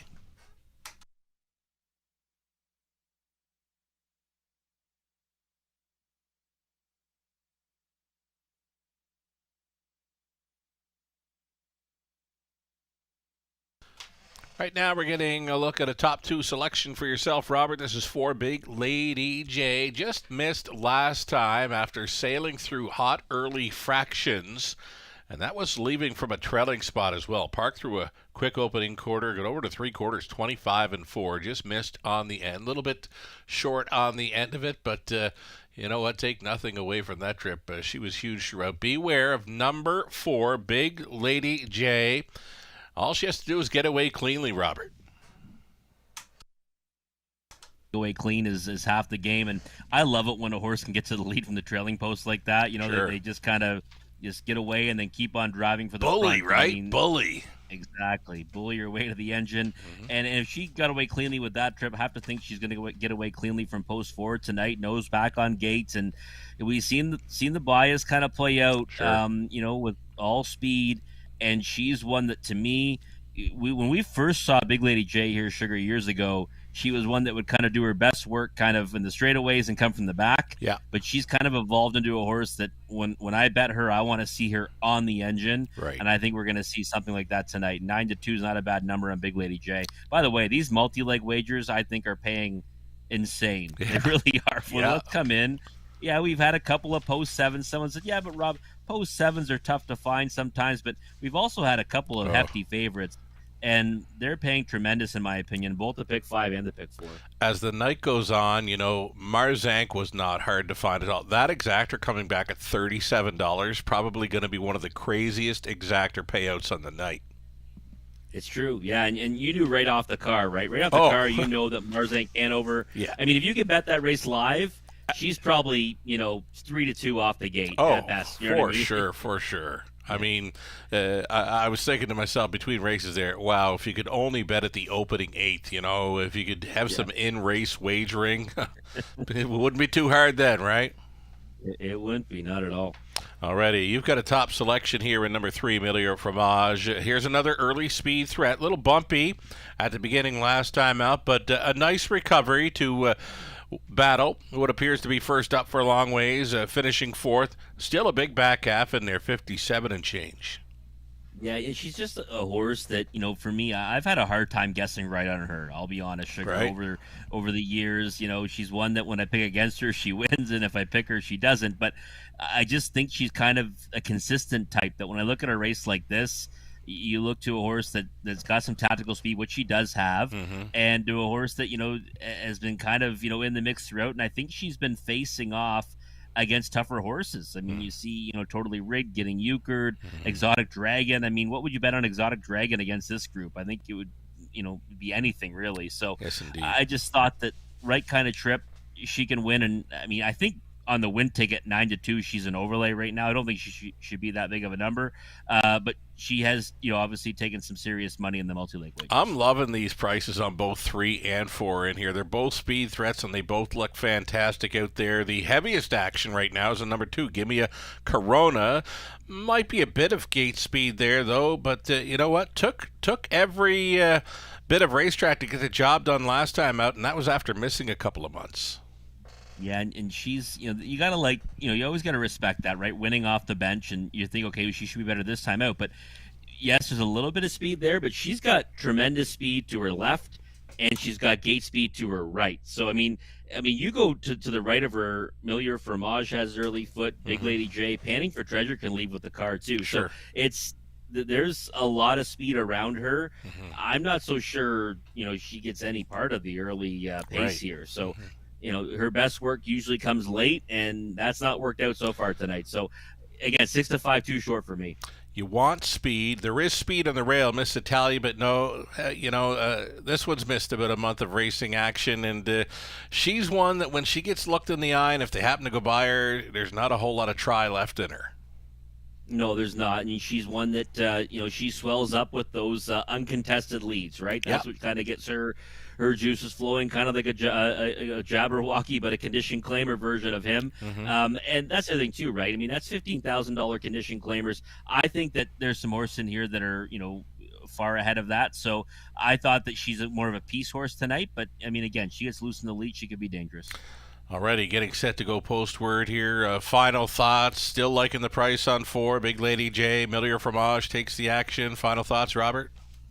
Just a horse like Top Royal, right? I mean, what a touchdown he'd be in the multi-legs for many in here. And she's a horse, too, that I don't mind a horse that might grind it first over on a track like this. So 12-1's a big number, I think, on a classy veteran like her. Something to consider. Top Royal can live on the outside and grind away. Maybe Mackenzie has some speed. Thoughts with number 6 Top Royal here in the early going. They're at the top of the stretch. 7 fillies and mares on gate, plus the trailer. 8 down. Picking up speed. Here they come. They're up. Big Lady J setting sail once again this week. She's going to grab control quite easy from the outside gate. Sweet Jesus. Another one with good early gate speed. She's going to find herself with a big 2-hole ride here at 40-1. So there it is. Big Lady J at 2-1. And it's Sweet Jesus pocketing up at 40-1. Traveling in third, though gapped off at that, Miss Italia. Settling in for third was Milieu Fromage. Then away in fourth, Gimme a Corona. Looking at it from the 5th spot as they race through the opening quarter mile was Cheddar's Delight. 28-4 was that quarter mile speed. Next to last, we've got Panting for Treasure, Top Royal. Would have to circle them. Already pulling from 4th. Moving into 3rd, that's going to be Milieu Fromage to try to do the grit grinding work this evening. Again, the quarter mile was 28-4 for Big Lady J. Second best continues to be Sweet Jesus at a big price. Up on the outside, the uncovered Milieu Fromage. It'll be cover for Gimme a Corona, who's out there in 4th. Miss Italia getting shuffled back to 5th. And to set it up, a 3rd over 6th into the flow. There goes Cheddar's Delight. And next to last was Panting for Treasure, and Top Royal continues to trail. They're on the backside now, and Big Lady J and Ryan Darash still appears to have all kinds of horse left. A Big Lady J now putting 2.5 lengths, make it 3 on the rest of them. Big Lady J brings them through 3 quarters, 130-1. She was 29-4 through the 3rd. She's still going forward, though put into play now, moving to the 2nd was Gimme a Corona. Way up on the outside, Cheddar's Delight coming on at a price. Traveling still in the top 3 was Milieu Fromage. 1/8 of a mile left to go. Strides begin to shorten up here on Big Lady J. And here comes Gimme a Corona up and at her on the outside. Gimme a Corona here at 7-5. Up in time. Big Lady J finishes second. Cheddar's Delight third. Top Royal last to fourth. Miller Fromage rounding out the high five. 201 and 3. Your first off the pace winner tonight. Gimme a Corona, Han for Crone.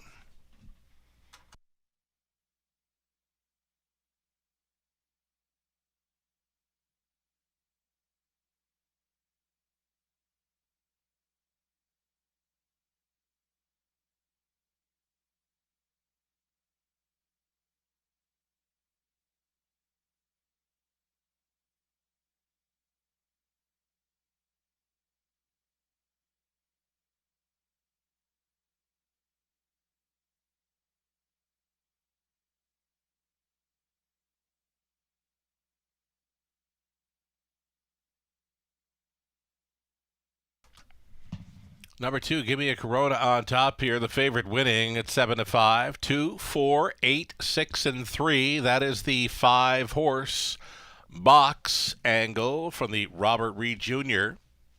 selections there in the 5th race. Boxing up. All 5 of Robert Reed Jr.'s top picks in the 5th for $24 even would fetch you the 20-cent super high-five payout here. Returning to Victory Lane, Give Me a Corona for 2 in a row in London. She is the 3-year-old daughter of Control the Moment from the Western Terramare, Western Jewel. Owned by Laverne Turnbull of Kitchener. Meg Crone condition, Anthony Hahn driven to win from off the pace. Over the good going, 201 and 3. It's the Phillies. 12th career win, already 7 on the season. Congratulations.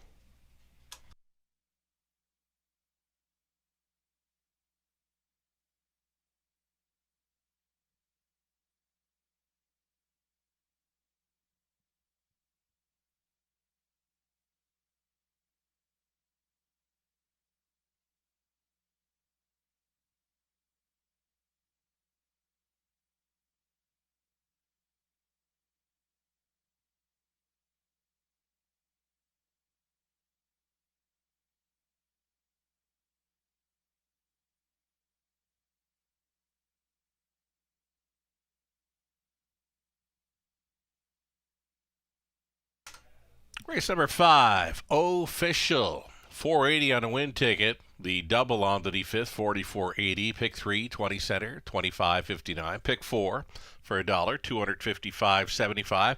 Pick 5, 20 center, 371.72, and that's all right. More payouts here. As mentioned, the exactor 14 even, dollar try 64 even. That high 5 20 center boxing up the Robert Reed Jr. selections for $24 would fetch you over $200. 10 minutes wagering time on race number 6. It's the back half of this Monday night program getting set to start up with a late pick 5, another guaranteed pool, low take. For a late pick 5 in London, exactor try, super also featured here. Scratch the 4, Timida by Emma. The 9 will not be moving in, the reduced. Field of 7 for the exactor try, super, late pick 5 in London. 9 minutes to post time.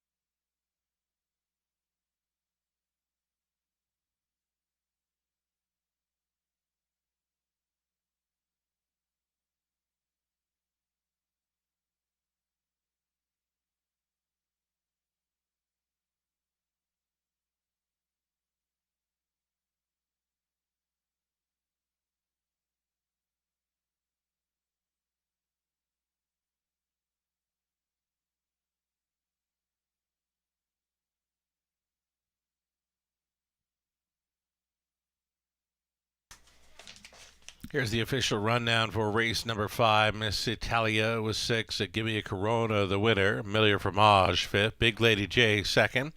Panning for Treasure, 7. Top Royal, 4th.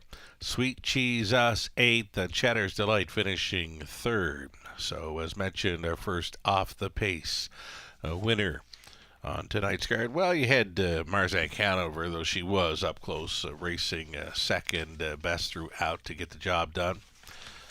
Over into race number 6 coming up. Scratching the 4, Tamidabayama. Tamidabayama came out. The 9 will not be starting.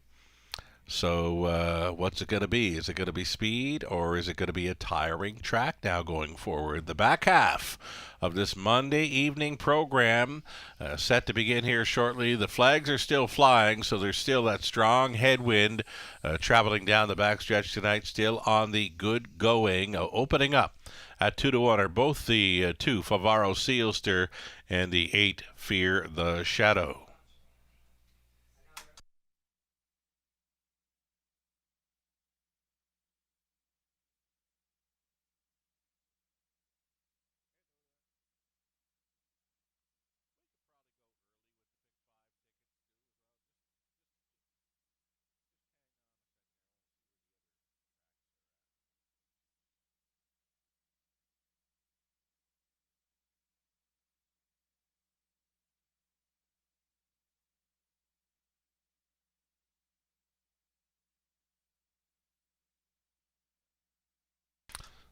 Already, we do have a late pick 5 in London starting up here, and yeah, I've gone deep in a few spots. I've singled up one of my favorite horses ever here in the final leg, or race number 10. So, opening leg of a late pick 5 in London. It's race number 6 coming up. It's still a $5,000 a guaranteed pool to chase after.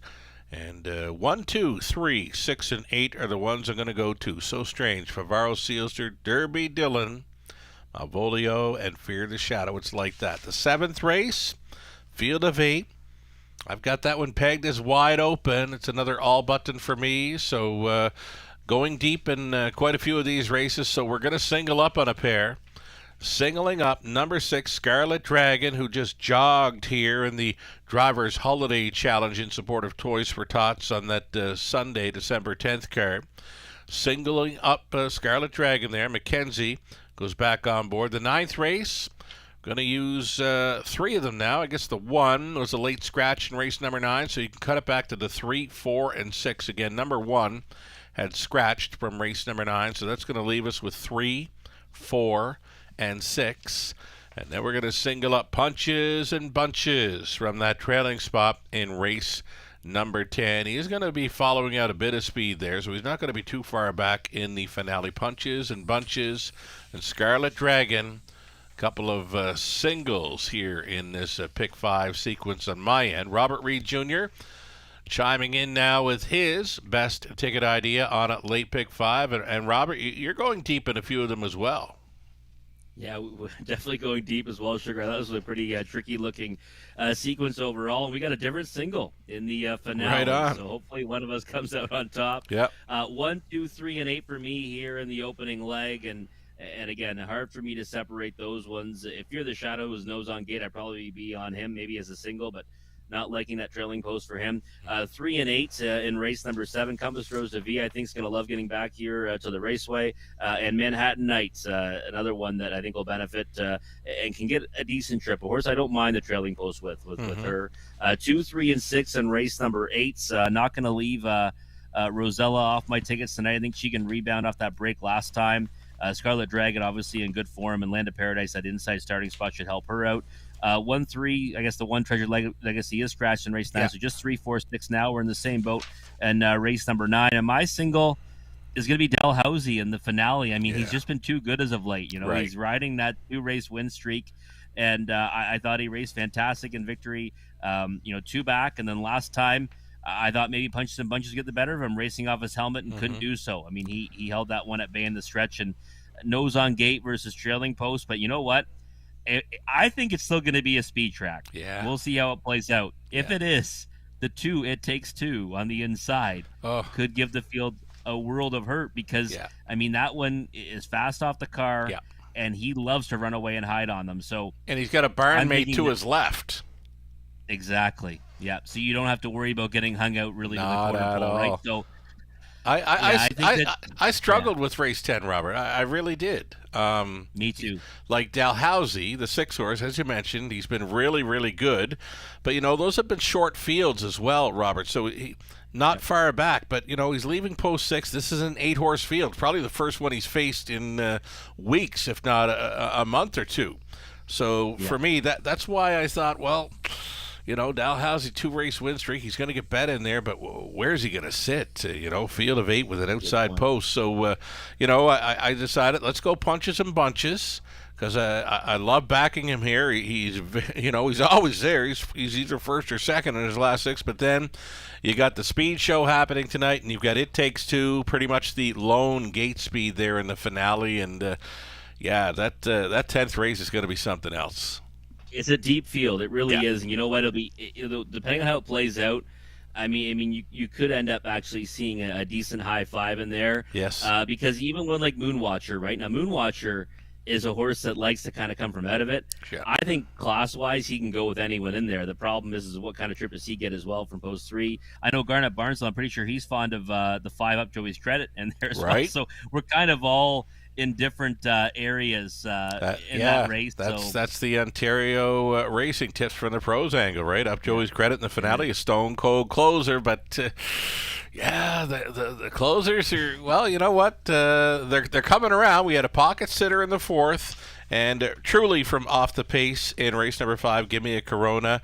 Up in time there in the final strides, but you know what? I got to give you the kudos. Hitting on the high 5. Your 5 boxed paid well, and you mentioned those pick 5 will pays, and even the pick 4. It was all right considering what come in.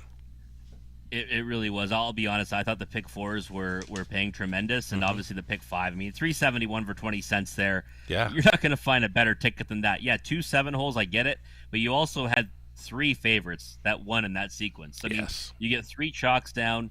Add in a couple of 7 holes that were, moderate prices, but playable. And you're walking away with $3.71. I mean, Merry Christmas, right? you got to play the multis here at the Raceway. Players are playing tonight. I think we're just shy of $300,000 in handle following the first 5. So the players are playing. We hope it continues. Thanks so much to all tuned in and turned on to the Raceway tonight, and hope you're cashing in on some of the nice payouts. The multi-legs, as mentioned, finished up there in race number 5. We've got more multi-leg wagering beginning here in race 6, starting up with a pick 5. We've got a pick 4 beginning in race 7, and the final pick 3 play in race number 8. If you're liking the multi-legs, here we go with race number 6 to pick 5. You're looking at 1, So Strange. Paul McKenzie on board for owner-trainer George Robinson.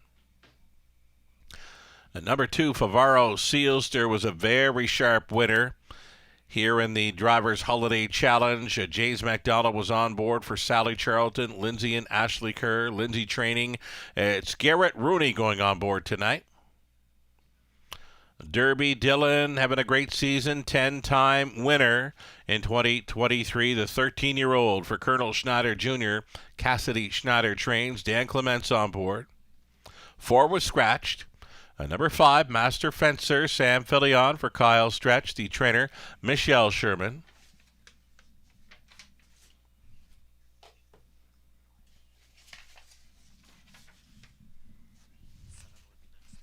Got a few more to come. The 7's coming out next, that being Jays and Tigers, Andy Moore in the sulky for owner-trainer Diana McIntosh. I believe we're going to see the 8 next, that being Fear the Shadow. Fear the Shadow, as Robert mentioned, he would love to see this horse's nose on gate with this crew, but it's a tough trailing spot to overcome for the 8, Fear the Shadow.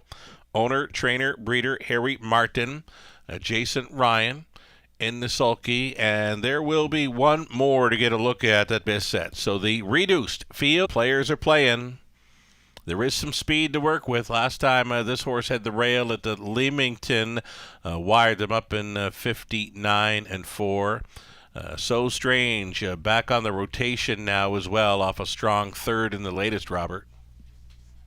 Yeah, and I think that's one of the things that I like about a horse, right? When they get back into that regular schedule and second start now on that regular rotation, pole position to work from, and we've seen this one create speed from that spot, right? Now horses, I mean, obviously the rail sometimes can be a detriment to some horses here, but I think that when they do have that early foot that this one does have when he draws inside, it's going to only help his chances. So strange for me. 7-5 is probably, I mean, that's a little bit shorter than I'd be willing to take on a win ticket, but he's one that you have to have in the multis. I'm looking through the program, Robert. There's tons of gate speed here. I could see any one of them being on top in this one. And even from the trailing spot, if the one shoots on into there, I could see the 8 plugged right in and maybe making a move towards the quarter. I think his price is giant sized right now. It through is. The shadow. I mean, yeah. And again, trailing posts is a big deterrent for both of us. I think Sugar this meet. So when we do put one on top from that spot, we obviously like them. But again, you look at who this horse has been racing against as of late, right? Living large. Living large, yeah. Maintenance Man, Real Wicked. I think we would take all of them, against this group. And last time he got down to a level that was, comparable to this, he ran them off their feet on the engine. So. I'd love to see that. I mean, it's a rarity these days that we see it. We've seen it a few times recently where they stay plugged in and they make the move right around them. I mean, Big Lady J got to the front from the trailing post 2 starts back, and I'd love to see that happen here with Fear the Shadow. He's a horse, nose on gate, inside draw. I think there's no question where he'd be going. I'm just hoping somehow he gets forwardly placed from the trailing spot. I like his on-track presence, too. He's showing up well here, where Jason Ryan doesn't mind the off-going out there. And you know what? On looks alone, I'm liking the chances here, and the price is right. 5-1 currently for 8, Fear the Shadow. Another one, maybe to consider here, number 2, Favaro Sealster. I think that this field overall is about the same, probably, depth-wise, and he's won 2 in a row, so he merits all kinds of respect, obviously, right? I mean, he's in fine form right now for Lindsay Kerr. I guess, I just, the old saying, right? You miss the wedding, don't go to the funeral, and 5-1 last time, 8-5 this time. Again, usable for me, but just, hard for me to get excited about that number on the board. I'd much rather look for some value, and right now, again, I would say that's the 8 Fear the Shadow, or maybe even the 3 Derby Dillon. And what a season for old Derby Dillon, 13-year-old son of Jenna's Beach Boy. 10 victories. His latest came 2 back when, it didn't look good turning for home. He was almost last turning for home, and the room at the inn opened up, and Dan Clements got him on through at a big price. Yeah, he did. And you said it, right? 10 victories for a 13-year-old. And I love horses like Derby Dillon, right? That kind of just keep finding a way to have those seasons. Last year, light in the win column, but heavy and on the board finishes. And he's just, one of those classy war horses that'll go out there and give you his best on most nights. And I think tonight will likely be one of those nights again, right? A 9-2. I mean, you can't really go wrong if you were to give him a whirl here, because these horses are not out of his reach, and the price is certainly right. Who's going to be on top at the opening 8th, Robert? Oh, wow. I don't know. I'd say, it's got to be the one of the 2. Maybe Favaro Sealster if they want to bust out of there. I'd love to see Fear the Shadow be close and then get there right after that. Here we go. 6th race, opening leg. Late pick 5 in London. Gates moving. Still time. You'd have to hurry, though. So Strange on the rail. Favaro Sealster, Derby Dillon, Master Fencer, Malvolio. Jays and Tigers for 6 on gate. 1 late. That is Fear the Shadow. Here they come. They're off. Malvolio with early speed towards the inside. So Strange up between Favaro Sealster, and plugging in from the back tier spot was Fear the Shadow. Battle on through the opening 8th along the inside. So Strange being pressed by Malvolio. Malvolio ducks and tucks as they straighten for the backside run. So Strange at even money. Setting up shop on the front end, pocketing up was Malvolio at 11-1. Quarter mile was quick. Think it's the quickest tonight. 28-1. So Strange going all in here in the early going. Malvolio for the trip now. Favaro Sealster looks at it from third. Fear the Shadow with some pace to chase and a decision to make here at 3/8 completion. Right lining at a third. Favaro Sealster a live toe up possibly for Fear the Shadow as they pair up on by the halftime station. So Strange still going forward, right on the wheel now. Favaro Sealster third and in for Malvolio. Malvolio still tracking in the top three. Fear the Shadow trying to follow up on the cover. He's out there in fourth.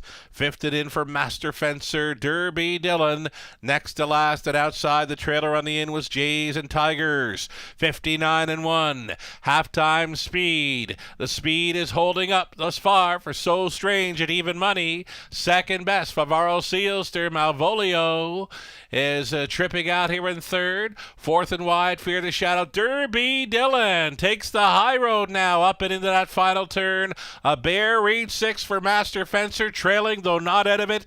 Jays and Tigers 129-1. The backfielder coming on.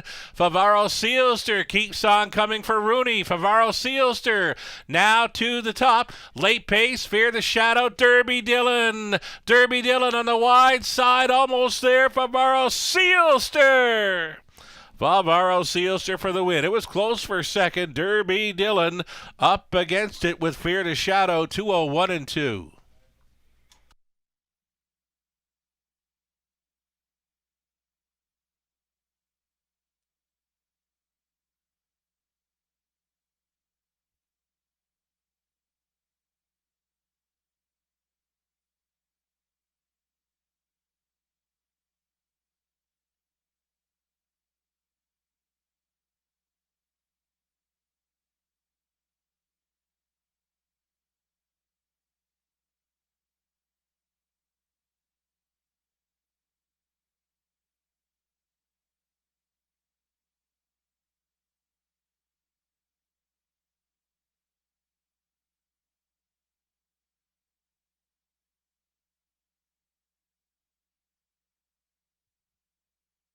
So number 2, Favaro Sealster gets the job done. Garrett Rooney on board. 3 in a row in London, Favaro Sealster. Fear the Shadow was second. Derby Dillon third. So Strange stayed on for fourth. 2-8, 3-1 unofficial.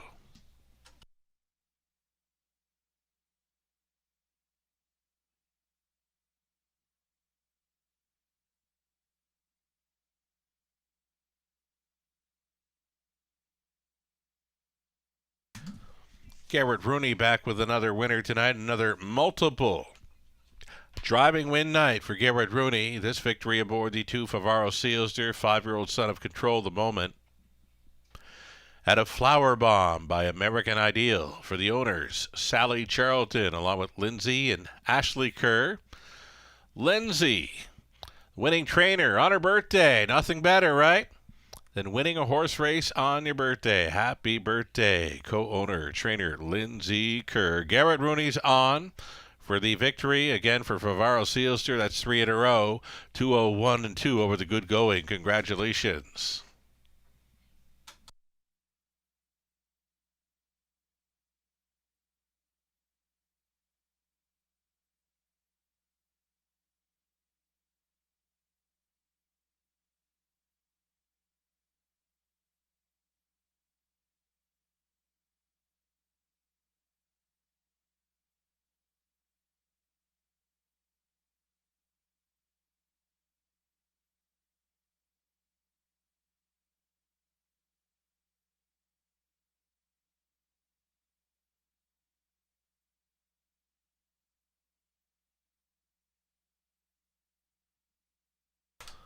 Race number 6 is now official. 560 on the nose for Favaro Sealster. Exactor 40-60. Dollar try 66 even. The super for $1. 90-60. That 20 center is worth 18.12. 11 minutes wagering time. The upcoming 7th race. There are no changes. 8 starters for the opening leg of a late pick 4.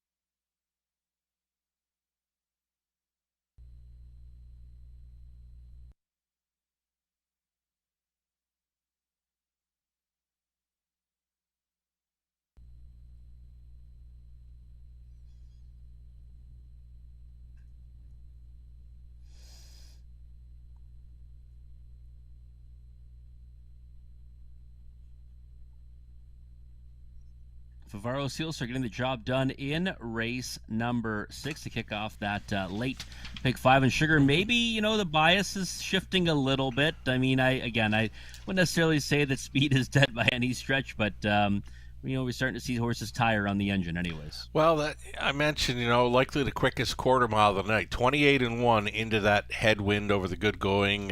You know what? That's going to take its toll, but the horse still stayed on for force, so I'm not giving up on the speed just yet.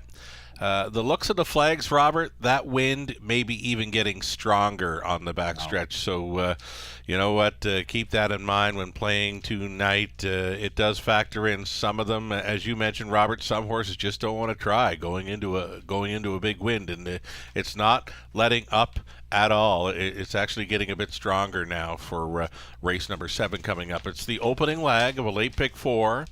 And nothing really jumping out on the page of me. I did have the 5, Escape the House, selected in the top spot. I mentioned put her on top. 10-1 morning line. Did not see this one opening up at 8-5. So, I'm kind of going to chase after a bunch of other ones here for a price to start up the late pick 4. Going to single up number 6, Scarlet Dragon, who's been very, very sharp. Winner of 2 from her last 3. Another one with the big victory here for James McDonald aboard in the Drivers' Holiday Challenge. 9th race, 3, 4, and 6. And we're going to single up. Punches and bunches on the end, and the more I'm looking at that pick 4 ticket right now, I'd likely be adding in the 2 and 6 as well in race 10. Yeah, I think that's probably a good addition. I mean, obviously Dalhousie sharp, and we already said it takes 2 with that early foot. Right. That last race with the quickest quarter, right? I mean, we're not the only ones that see there's a bias. The drivers, obviously, they catch on to it pretty quick as well. And they want to be that's there. Why we're going to see those panels, Mm-hmm. and sometimes it's just a little bit too much heat to overcome. But in any event, again, I'm with you. I'm not going to give up on it yet. I mean, we saw it hold true for the first 4 races pretty steadily. Mm-hmm. And again, I don't think it really made a poor account of itself in race number 6. But race number 7 for me, Sugar, just the 3 and 8 here. And Escape the House is one that I've always been fond of racing up here for Taylor Fritz. But I just wanted to kind of, take a start off that one and see what she does in here against this group. And I agree with you. 9-5 is much too short in my opinion. So I'm happy to be with 3-8 here in the opening leg. 2, 3, and 6 for me in race number 8. I think that Rosella can bounce back with a big effort. Land of Paradise, I think we'll see that one likely go forward tonight from post 2 after having a couple of tricky posts in her last 2. Mm-hmm. And Scarlet Dragon off her latest win. I mean, I think that, obviously it kind of, worked out for her the way the race panned out, but I think you've got to respect her chances in there as well. 3, 4, and 6 in race number 9. Thought that race kind of looked wide open. I really, really felt that way about it. So you might want to go deeper there. Maybe that's where you get the big price in this sequence. And then race 10 for me, I singled up on Dalhousie. It was one of those things, Sugar, where it's like use 4 or 5 of them or go it alone with the hot horse. And I went alone with the hot horse. But again, we've already discussed that race, that finale. Yeah. It's a deep field. Yeah. And it's all going to come down to the makeup of the race. Where horses get positioned, because you're right. I mean, Punches and Bunches is one I'm very fond of as well, but Trailing Post could get lost in the mix. Dalhousie might be too far out of it, and trip handicapping, I keep thinking it takes 2 now, but in any event, I'm going to stick with Dalhousie in my pick 4 ticket as a single. Here's an angle. How many times do we say, there's nothing finer than winning a horse race on your birthday? Lindsay Kerr had 1 horse in to go tonight, Favaro Sealster.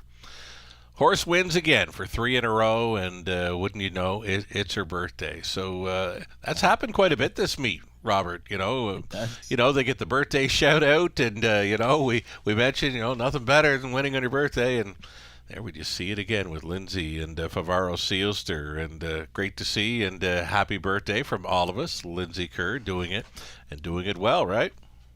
Yeah, a bit of a roll too, right, for that horse right now. So Favaro Sealster, with the hat trick, and now see what he can do next time out. But yeah, happy birthday, Lindsay Kerr. Congrats on the victory. Already, race 7 up and coming. We've got the late pick 4 starting up, and it's still 9-5 for number 5. Escape the House coming back in from south of the border. There's some 3-1 action for number 3. Compass Rose de Vie, the post break coming up here shortly. About 2 minutes Wagering time on a late pick 4 starting up. There's the live money in play from the $9,000 plus pick 5 pool. About a third still in play, 2,973, following the victory by Favaro Sealster, as mentioned, for 3 in a row. Another multiple driving win night for Garrett Rooney.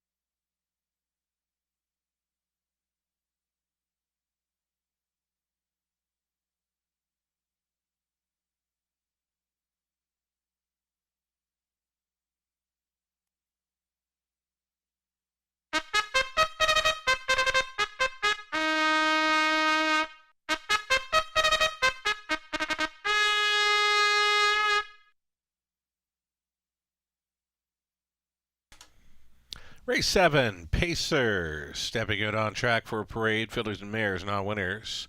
5,001 last 3, or 1,000 per start in 2023.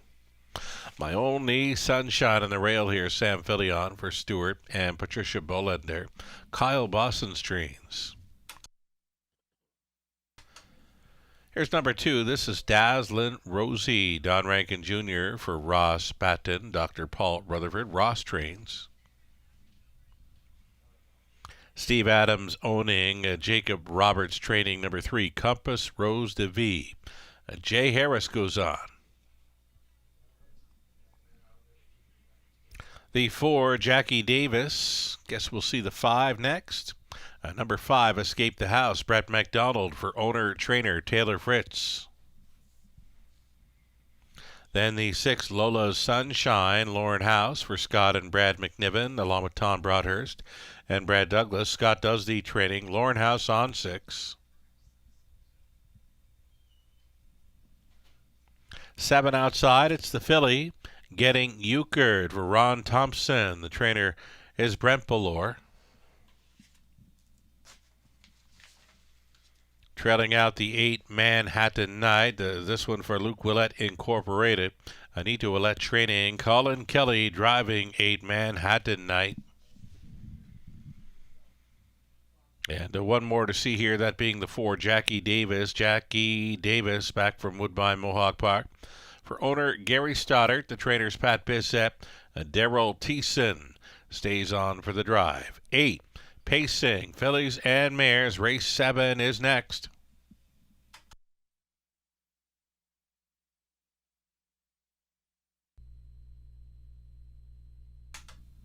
Here we are looking at number 3, Compass Rose de Vie. Gets some serious class relief now after a very sharp second in her latest. And Robert, this filly looks like she's swelling up here for Jay Harris. Yeah, she is. I mean, she's a horse that I've seen go some incredible miles at Grand River Raceway and even here as well. So I just looked at this race top to bottom, and this looks like it's a big class drop for her, right? I mean, just pound for pound, sure. Right? I mean, and her latest, yeah, she's facing condition claimers at Mohawk Park, but I mean, she finished second, only beaten 3/4 of length. You go before that, though.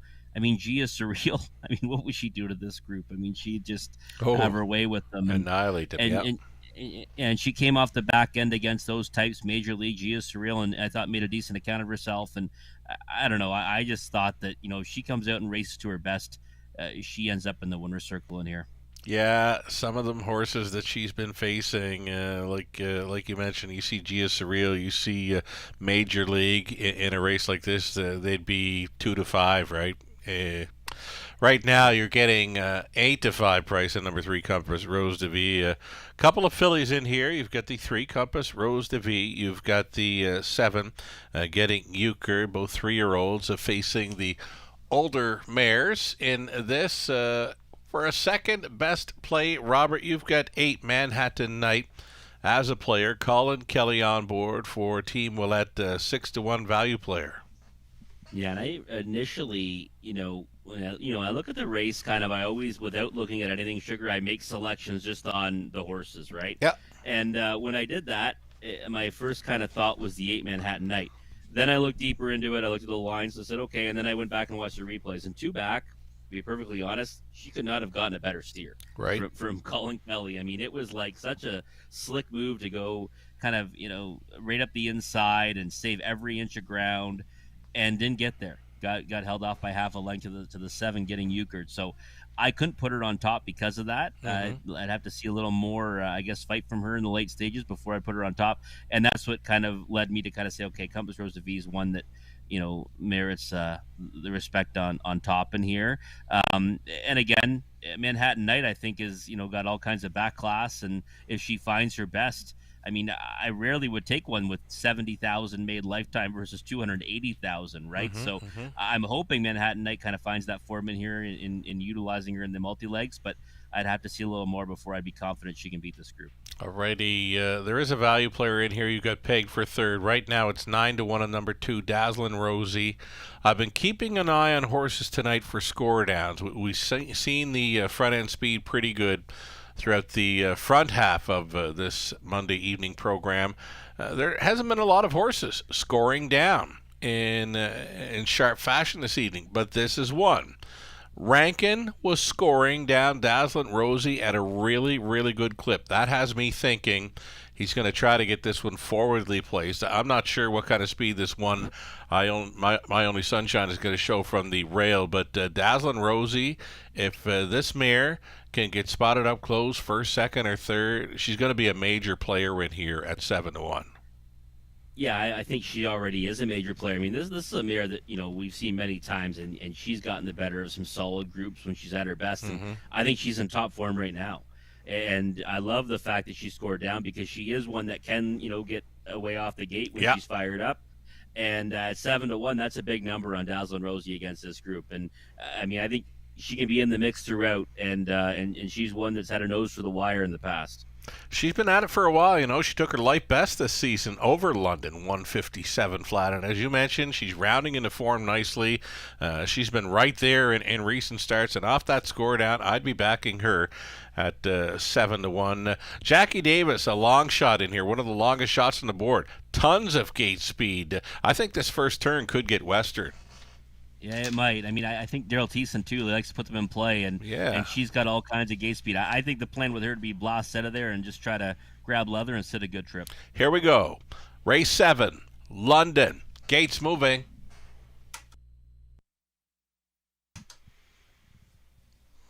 Still time to fire in late here. We've got My Only Sunshine in the rail, Dazzlin' Rosie next door, Compass Rose de Vie, then Jackie Davis, Escape the House, Lola Sunshine, Getting Euchred farthest out, back tearing it, Manhattan Night into the stretch. Picking up speed, here they come. It's the opening leg of a late pick 4, and it starts right now. They're off. Jackie Davis to take them on out of there. Escape the House up and after this one. Jackie Davis, a little bumpy, going through the opening turn, keeping it together though. Escape the House still coming on the outside here for Brett McDonald.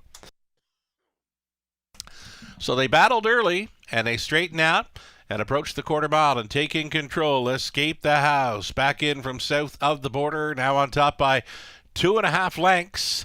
27-4 Bullet opening quarter mile speed.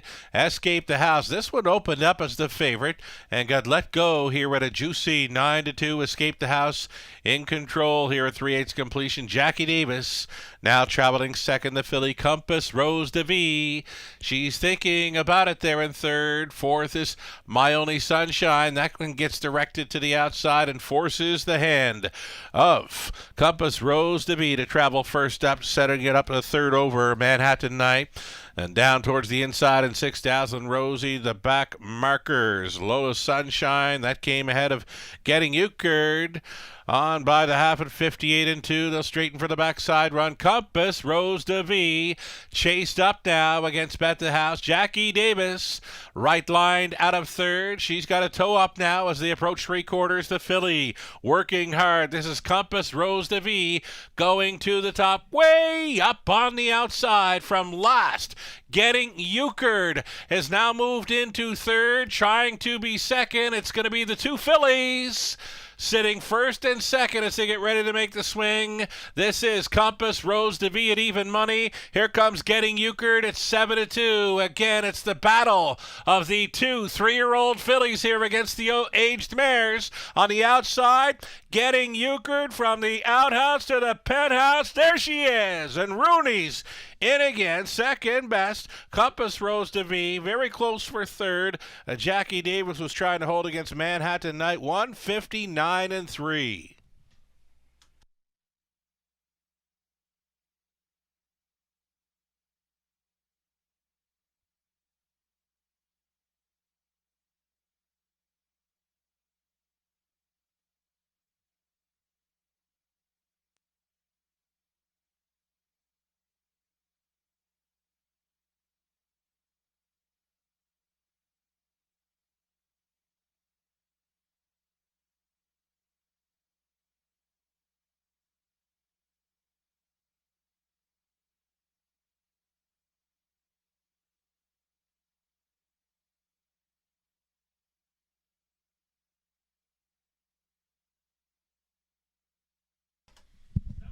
Number 7, Getting Euchred from last. Circles them. Scoring the mild 7-2 upset here. 7-3, 4-8. It's unofficial.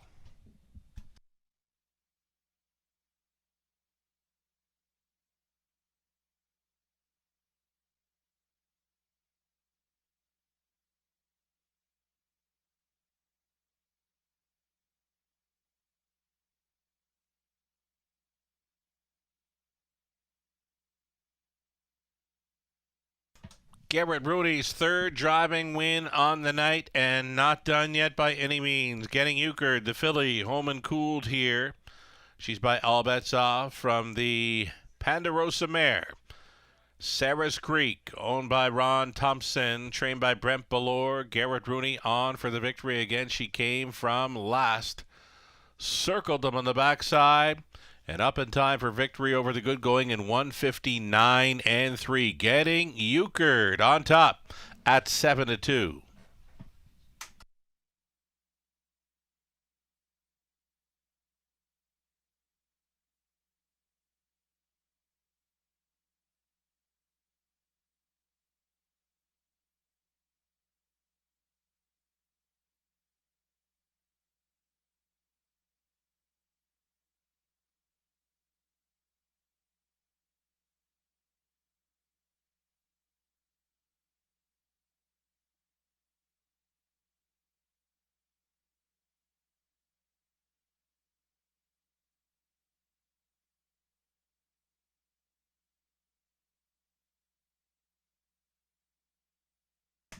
Getting Euchred 930 on a win ticket. The Phillies combining for an exacta worth $30 dollar try, 120.80. Super for a buck, 659.70. The 20 center, it's worth 131.94. 10 minutes away from the upcoming 8th race. No changes in there. Garrett Rooney trying for his 4th driving win on the night aboard the 5 Scottish Cheddar. Exactor tries, super. Final pick 3 opportunity tonight, 10 minutes out.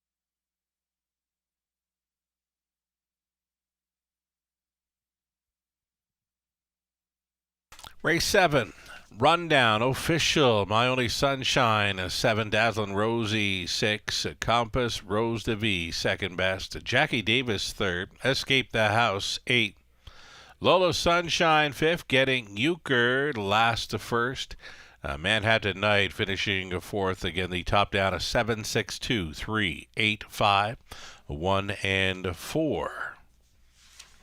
8th up and coming, no changes for an exactor try, super, pick 3, opportunity your way. in 7 minutes. Opening up at 7-5, number 5, Scottish Cheddar picks up the hot hands of Garrett Rooney. Again, he'll be trying for his 4th driving win on the night. 6 minutes now.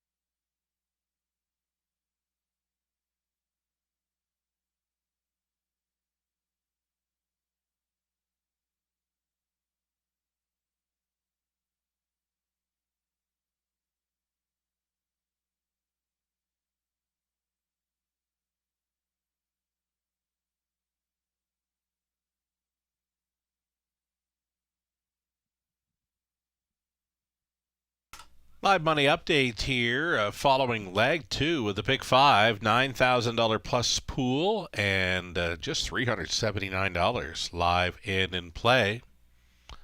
Following leg 2, as far as the Pick 4 goes, $7,234. Went into it, $1,134 still in play going into leg 2 of our late Pick 4. 3 minutes away from race number 8. Again, a final Pick 3 opportunity in this. Exactor Try Super also featured, and still the favorite continues to be number 5, Scottish Cheddar, with Garrett Rooney hopping on.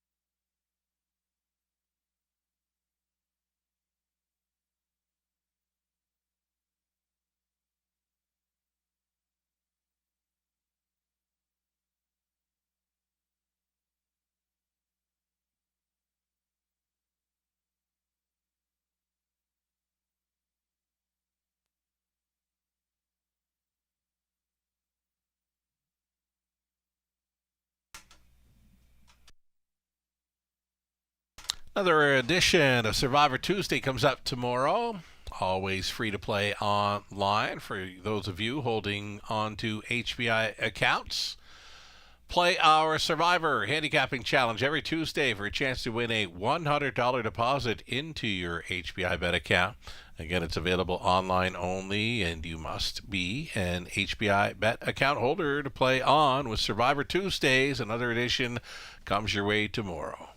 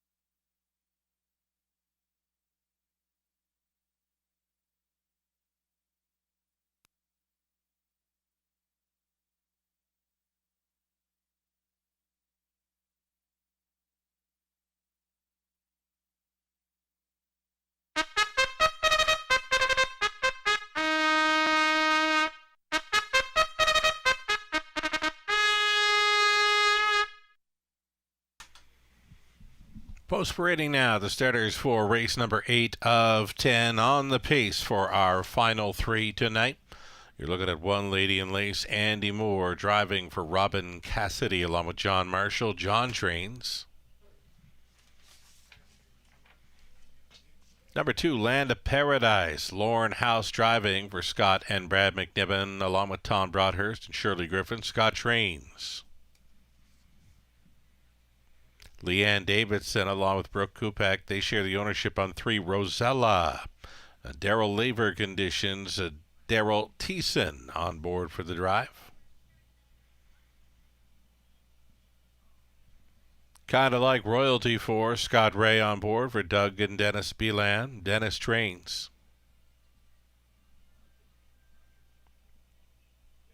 Dan Mead owning, Robert Doyle training. Number 5, Scottish Cheddar. Garrett Rooney catch driving. Brianna Heckenstein, the owner at Steve Boston's training 6, Scarlet Dragon. Paul McKenzie goes back on.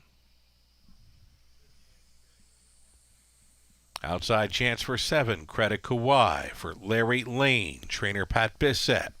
Travis Henry.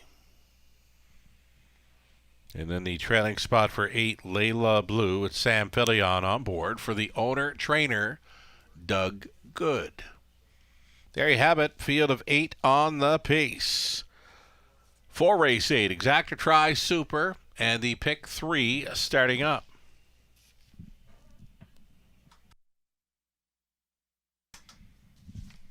One you've got pegged as a player in the Superfecta, Robert. One that I've got pegged a little higher in my selections is the 5, Scottish Cheddar.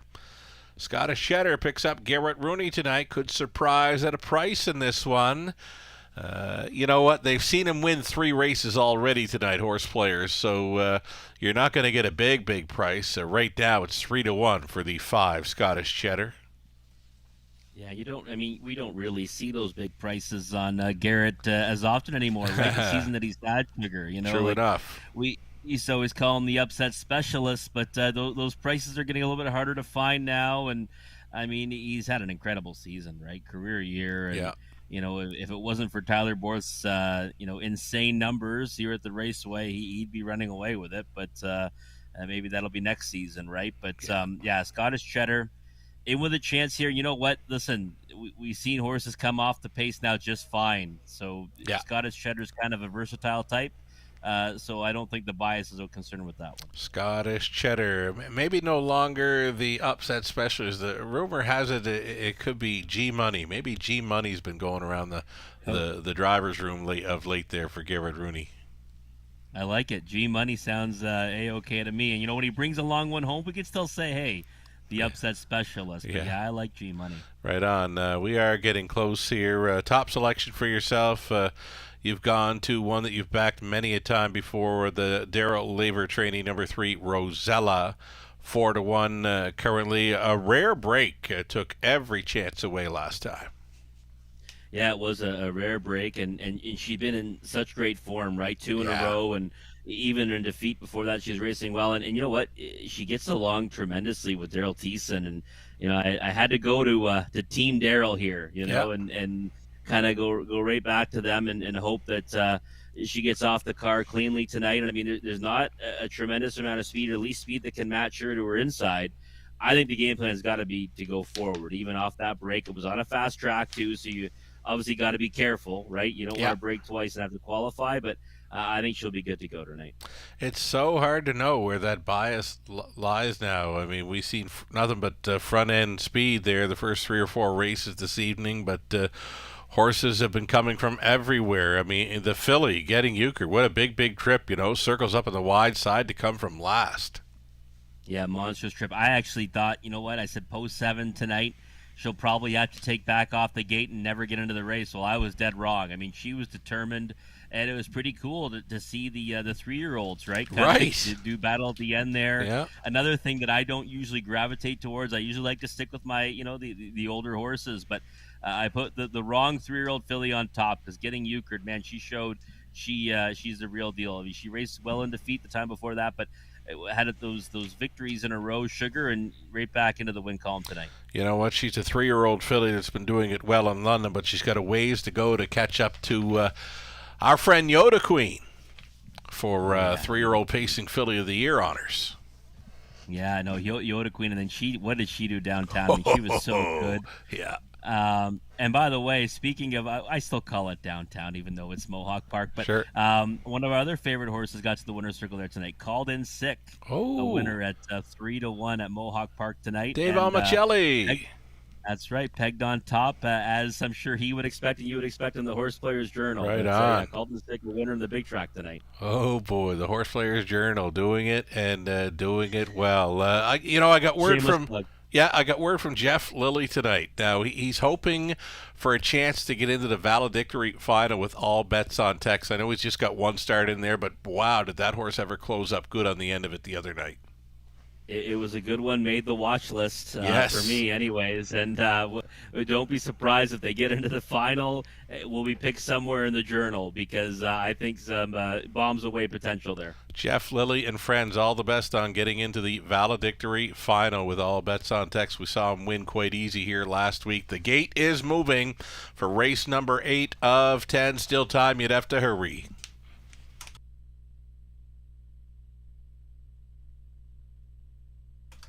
In behind, Lady and Lace, Land of Paradise, Rosella, kind of like Royalty, then Scottish Cheddar, Scarlet Dragon, Credit Kauai, back tier spot, Layla Blue, who do you like? A16's out, here they come. And away they go towards the inside. Land of Paradise next door, kind of like Royalty, also setting sail, Rosella. Rosella wants to be up and into the mix. Coming through along the inside. Land of Paradise for House. Pocketing up now. Kind of like Royalty is second. Traveling third. Lady and Lace. Settling into fourth was Rosella. Fifth best away for Layla Blue.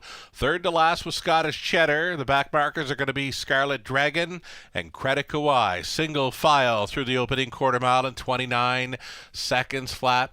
House leads comfortably with Land of Paradise, this daughter of Badlands Hanover.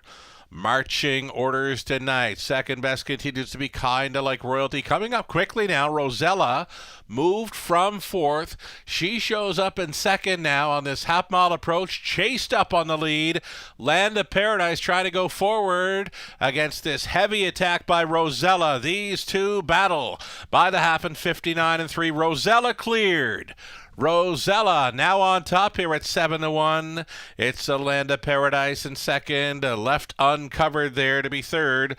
Layla Blue fourth and in for Kinda Like Royalty. Scottish Cheddar now tipping 3 wide for the backside run, and Rooney's gonna motivate this one now for a final quarter push. They're beginning to bunch up near the front end. Rosella is leading back out for more. Land of Paradise still coming up on the wide side. Scottish Cheddar angled towards the end was Layla Blue. Another one out of the backfield. Scarlet Dragon coming on for Mackenzie after 3 quarters. 129-1, getting set to tip 3, 4, and maybe 5 across for this drive home. On the inside, Rosella fighting on against a very stubborn Land of Paradise. Layla Blue shaking loose very late. Layla Blue or Land of Paradise. That got really close on the line. A picture decides race 8 in London.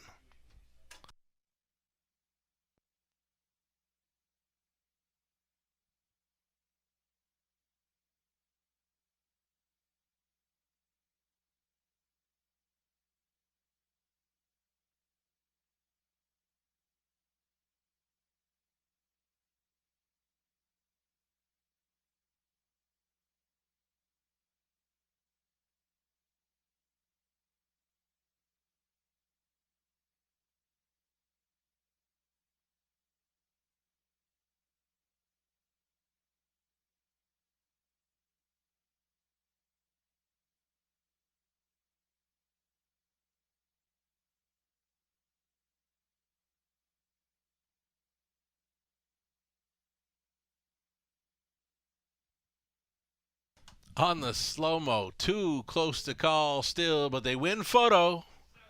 Has declared number 8, Layla Blue, the unofficial winner. 8, Layla Blue here at 9-1. Up in the final strides, over 2, Land of Paradise, then 3, Rosella. Credit Kawhi at 70-1, rounding out the superfecta. 8-2, 3 and 7 unofficial.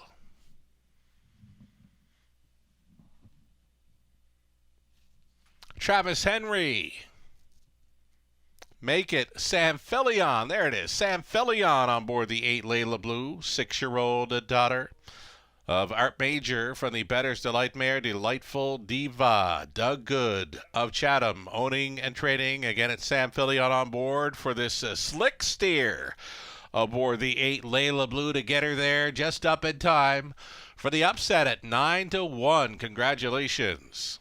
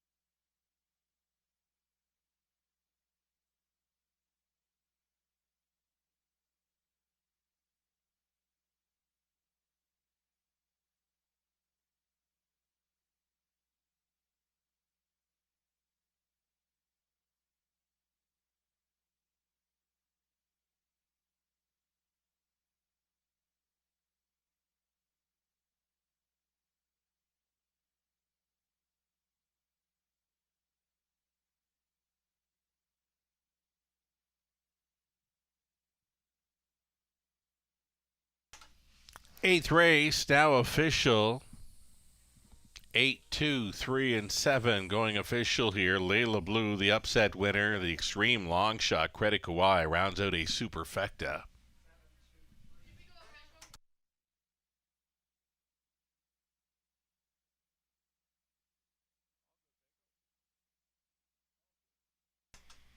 Here it is, $21.90 on a win ticket for Layla Blue. Exactor $65.80. A dollar try $147.20.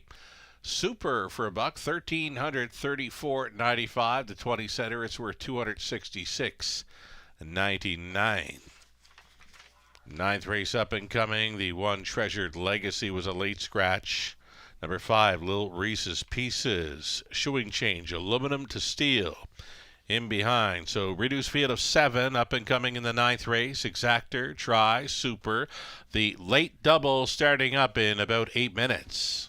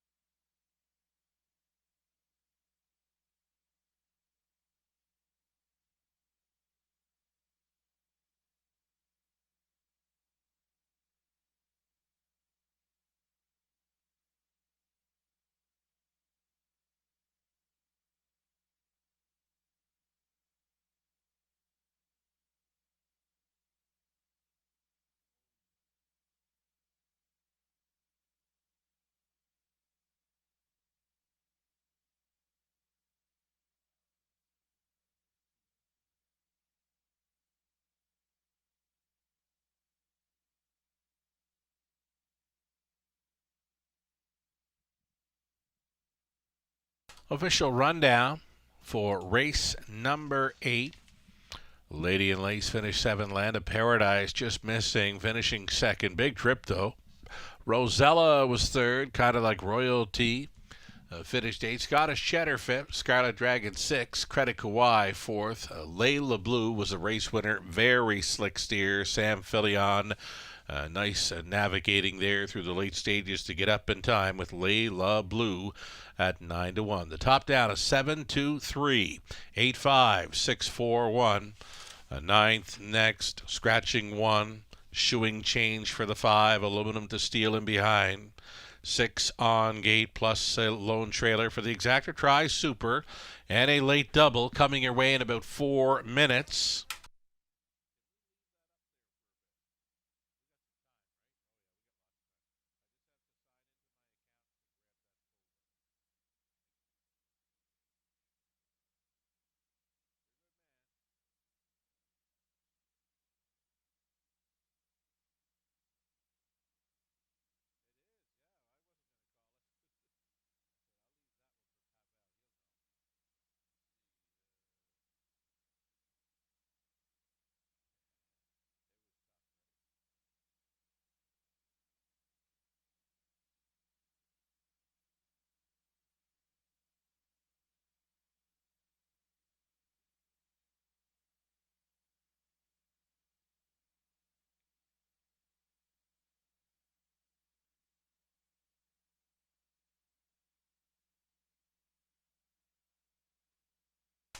There was the win photo. Too close to call on my end. Great job. I left it for the photo finish. Just up there. Layla Blue edging out Land of Paradise. And again, a very nifty stare. Sam Filion finding a way aboard the long shot Layla Blue. 3 minutes away from race number 9.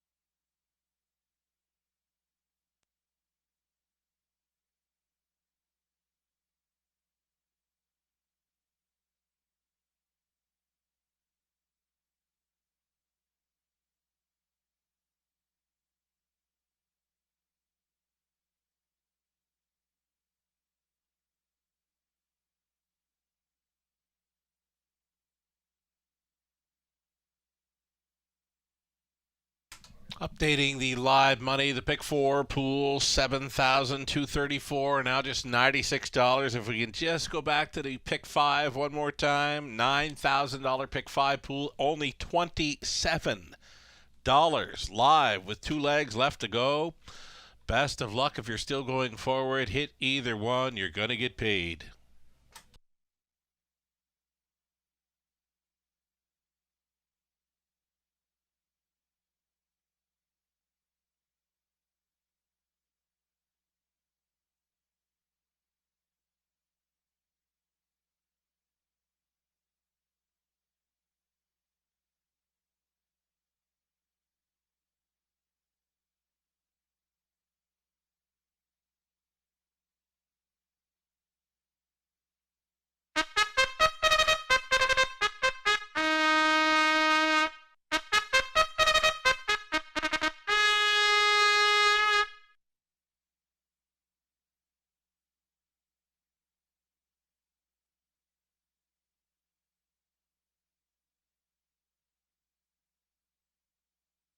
Here we are, the field on parade, race number 9. The 1 was out, so the 2 hop. In control. Garrett Rooney stays on for owner-trainer Lorraine Molnar.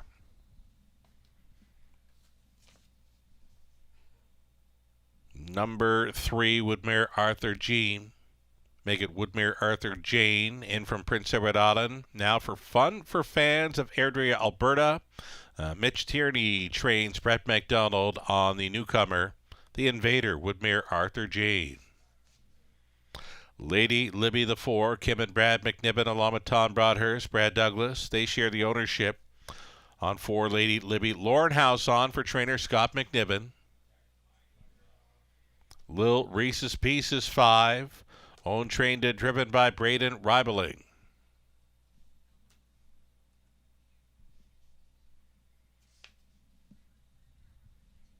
Number 6, Bapa's Last Call, Ryan DeRoche on board for the owner-trainer Kyle Reibeling.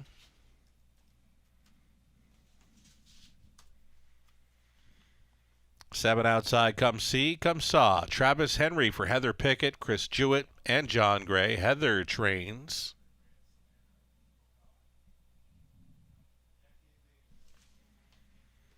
And then the 8 All-Star Smiles, Scott Ray on board.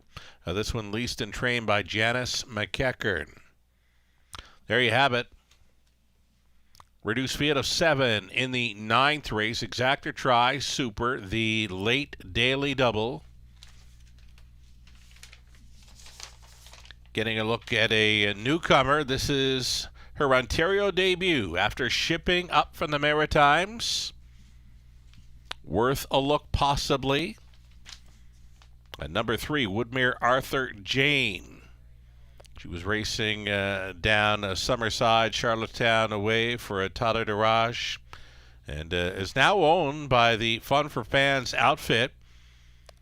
It's involved with the harness horses in Alberta. Might find her way out there soon. Owned by Fun for Fans. Trained by Mitch Tierney, Brett McDonald on 3. Woodmere Arthur Jane. What say you, Robert Reed Jr.? Yeah, this one is one that kind of caught my eye for a piece of it. Anyways, I thought that the morning line was likely a bit short on her. Thought she'd be a bigger number than that. But in any event, I mean, a horse that you think the lines out east should mean she can be competitive against this group, right? I mean, one for 20 though, right? 4 top 2 finishes, but now you're going to the condition claiming ranks, and you'd have to think that she got enough tactical speed to get put into play off the switch, and she can probably stick around for a piece of it. Couldn't get there on top with her, but I don't mind the lines that she has on the East Coast. She had a great trip, her latest there over Charlottetown. It was a good track, early December. One of the best drivers, one of my favorite drivers around the Maritimes right now, Corey McPherson, was on board and, off the perfect trip, managed a 4th with her. So she might be in need of a start or two. I think I want to sit back and watch her a start or two here. This Woodmere Arthur Jane, the Invader from Prince Edward Island, now for the new connections. The heaviest of faves right now happens to be the 4, Lady Libby, but you're going outside to the 6. Bapa's Last Call for a price. Has been knocking on the door, right? Yeah, knocking at the door. And I mean, obviously 2 starts back 75-1, missed by a head, but then, came right back, showed it was no fluke, right? Finished a good second last time at 6-1. Ryan DeRoche is beginning along well with this filly, and I think overall she's done some decent things this season too. Hit the board with frequency, and again, nothing in this race jumped out at me like a 1-5 shot should. I did like Lady Libby last time. She went a long way in the engine before finishing 3rd, but Bapa's Last Call at 8-1. I mean, I don't think you can go wrong with a little poke there and just hope for the best. Right on. Number 4, Lady Libby, who's been a little bit better. Let's just say last couple of starts, she's been in the hunt in both of them. Big pace on the end to get up for 3rd, 2 back. Tried to go downtown last time out, just a little bit short on the end, but the form is much better right now. She's a player here, though the price, I didn't see any one of them really going near that 2-5 action. I wouldn't have thought anyone would be under even money in here, right? And last time for Lady Libby, I mean, actually 2 starts back where she kind of caught my eye. Thought she closed up really nicely. And then last time, exactly what you'd want to see from a horse that finished strongly. Let's try her on the engine. I thought she might be Gonzo after the 28 3/4, but she faded back to third in a race won by Gracie T. And she came back to race reasonably well tonight. So I think Lady Libby's in with a big chance, but the price is way too short. How about race 8, that drive by Sam Filion? Didn't we just see one of those a couple of weeks ago or within the last couple of weeks? Angling towards the inside, nearing 3/4, and it's the only way she's winning that. That's right. I mean, Brad A even mentioned it, right, on X. He said that, you got a horse like Land of Paradise doing all the work. Oh, so much work. She gets nailed at the wire by a horse that, I mean, again, no discredit to Layla Blue. She's a classy mare in her own right, but she didn't do any work in that race. I mean, she could not have got a better trip, and that's what got her up by a nose. I looked at the photo afterwards and I said it's a shame there had to be a loser in there, because you know what? If it was any closer, it was going to be dead heat. It's true, and it came down right to the steer, and really, I mean, Land of Paradise, if she gets left alone in the lead, she probably wins, right? Yeah. The problem is Rosella tried her move in the middle part of the race, ambushed her, right? Yeah, and sometimes they just got too much momentum, you can't hold them off. And then now you got to move back to the outside again. She got every chance to win by Lauren House, though. But in any event, nice effort and defeat. Lady Libby, 1-2. Can you get there? I cannot. Not at that price, Sugar. I got to go looking for a price here. Looking for a price in the 9th race. 7-horse field now. 6 on gate plus the trailer here. Heavily faved all along has been the 4, Lady Libby. 7, pacing, fillies and mares. 8th out.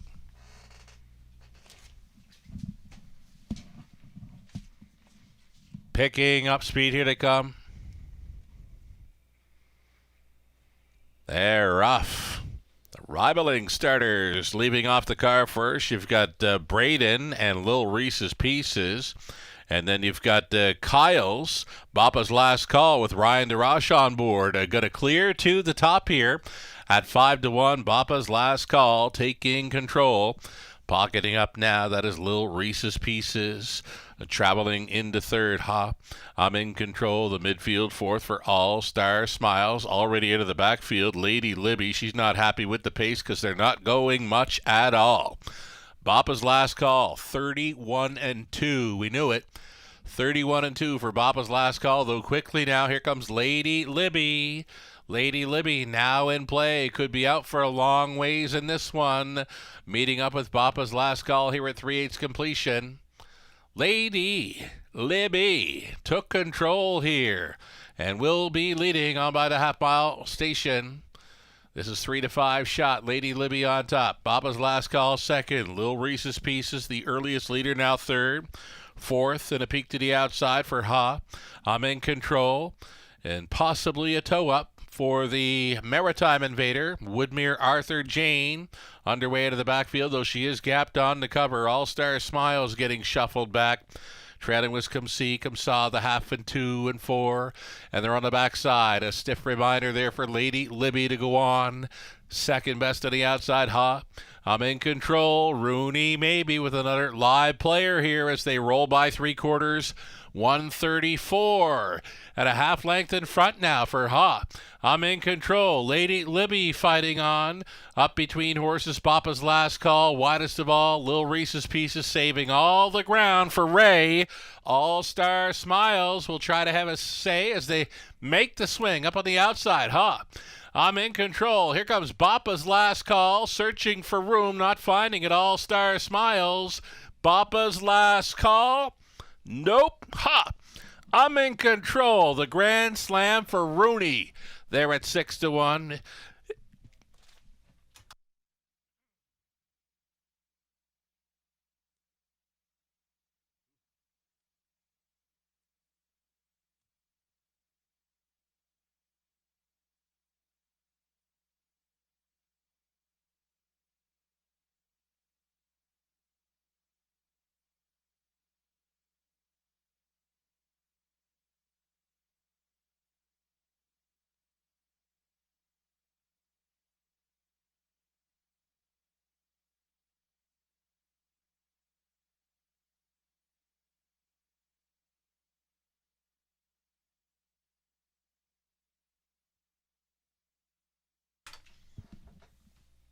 Number 2, I'm in control. A winner here at 6-1.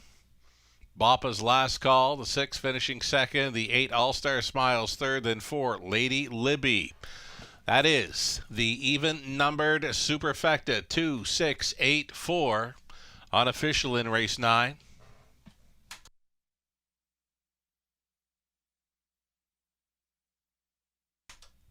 Third career victory for the 2 I'm in Control. 5-year-old daughter of Control the Moment from the Western Hanover mare, Fanciful Western. Owned and trained by Lorraine Molnar of Dorchester. Garrett Rooney on for his 4th driving win on the night. The Grand Slam for G Money.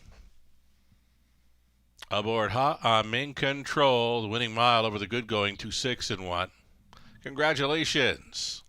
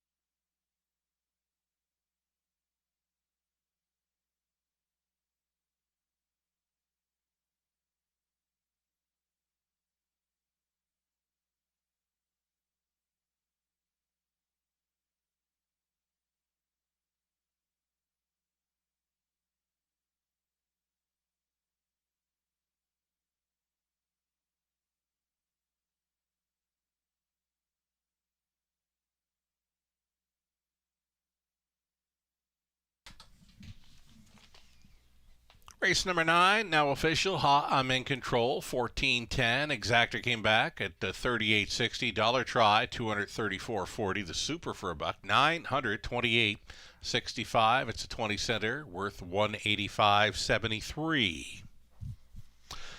10th and final up and coming. No changes. No changes to complete the multi-leg wagers. It's the High Five finale, non-jackpot, of course, exactor try. We're going to offer you about 9 minutes to think about it. 9 minutes to post time. The upcoming 10th race, High Five finale, exactor and try.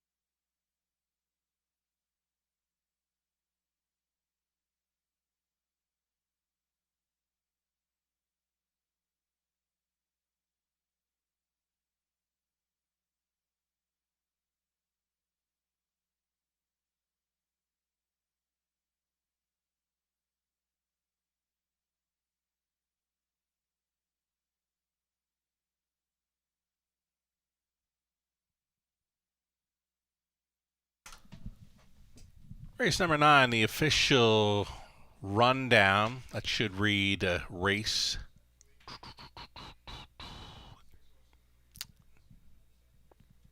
Yeah, race number 9 rundown. It's coming, I'm told. We'll have that up for you here. 10th and final comes up in about 6 minutes. It's the non-jackpot Super High Five finale. Opening up as a favorites, number 2. It Takes Two, the 6 Dalhousie, and the 8 Punches and Bunches. 2, 6, and 8 opening up as favorites. They are the only 3 live on the end of the pick 5 sequence. So 2, 6, or 8, the only 3 horses live to end the pick 5 sequence. Should 1, 3, 4, 5, or 7 happen to show up in victory lane here for race number 10, there would be the pick 5 carryover going into Tuesday's card. Here is the rundown for the 9th race. The 1 was scratched. The 2, Ha, I'm in Control, the race winner, Garrett Rooney, for his 4th driving win. Woodmere Arthur Jane finished 7th. Lady Libby 4th. Lil Reese's Piece is 6th. Bapa's Last Call 2nd. Come See, Come Saw was 5th. All Star Smiles finished up in 3rd. Again, Garrett Rooney, 4 driving wins, not done yet. We'll see him on the 8 Punches and Bunches here in the finale. We're 5 minutes away from the exactor try. And again, it's the non-jackpot Super High Five. Getting a look at some live money will pays for the double, the pick 3, pick 4, pick 5. They're large.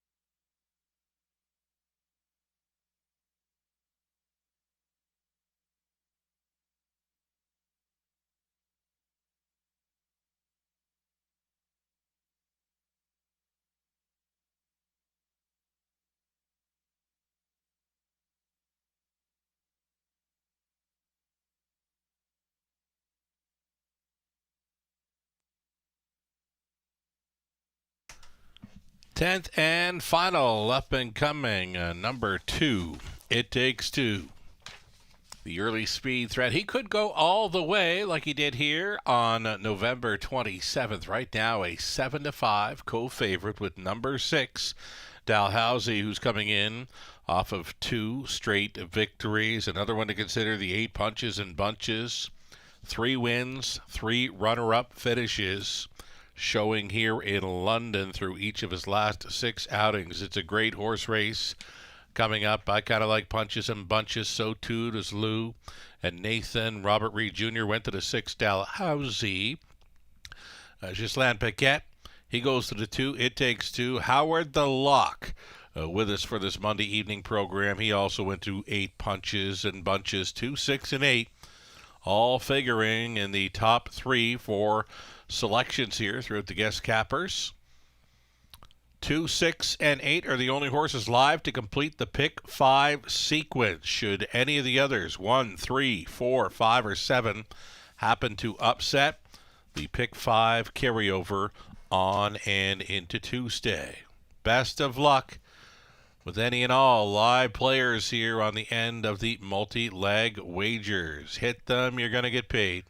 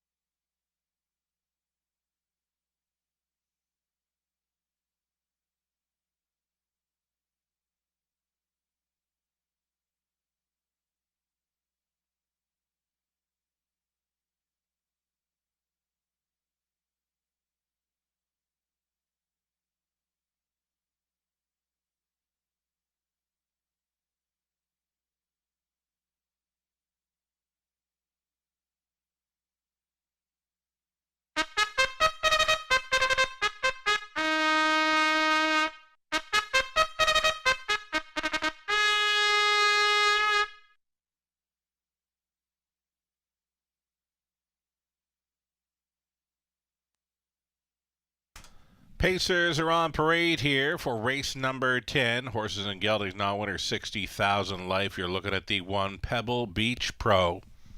Jason Ryan on board for Kim and Brad McNiven. Tom Broadhurst, Shirley Griffin, Scott McNiven trains.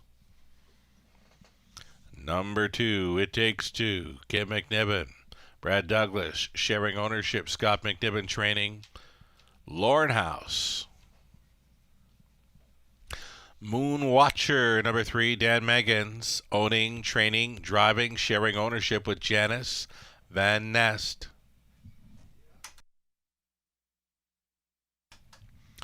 Here's a look at 4. This is Woodmere Denny.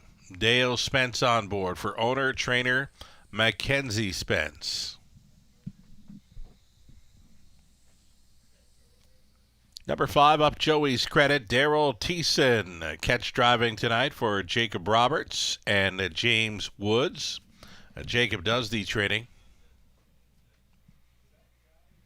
Number 6, Dalhousie. Dalhousie will try to make it 3 in a row. Colin Kelly stays on for Jack Ramage. The trainers, James Kerr. 7 outside. Well worth the wait. Sam Fillion for Brian Scott and Amy Griffin. Vic Putty trains. And the trailing spot for 8 punches and bunches. Owned, trained, and bred by Doug Schweitzer. Garrett Rooney in his drive for 5. That completes the field and 8 Pacers. Exactor, Try, Super High Five, and a Win Play Show.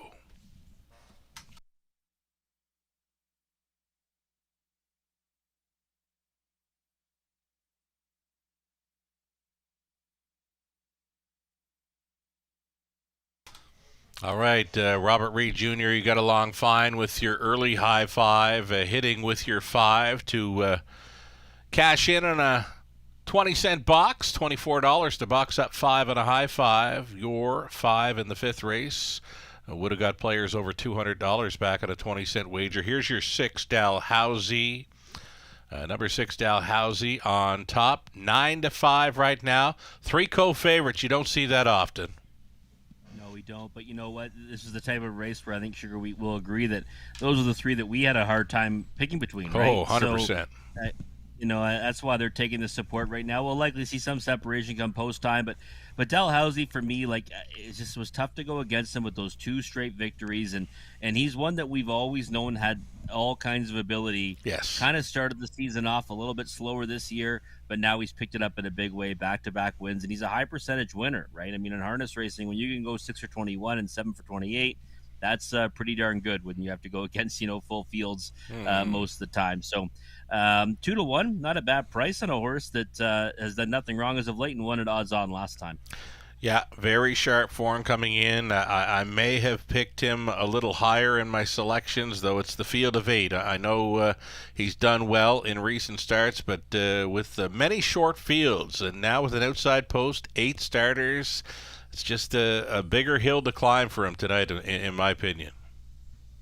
Yeah, and it might be, but I think as we've seen the night go on, track's pretty fair now, right? Right. I mean, we've seen it kind of play a little bit fair, and I think that Dalhousie, I mean, he can rough it first up. He can race off the helmet. Mm-hmm. Only thing I don't think he'll do is try to rock it for the lead. So he's been a versatile type, and again, I think that you're getting a fair number on a horse that's been in top form as of late. Your thoughts on the Will Pays? Pick 5s are huge, right? Only live to 2, 6, and 8, but every one of them are coming back huge.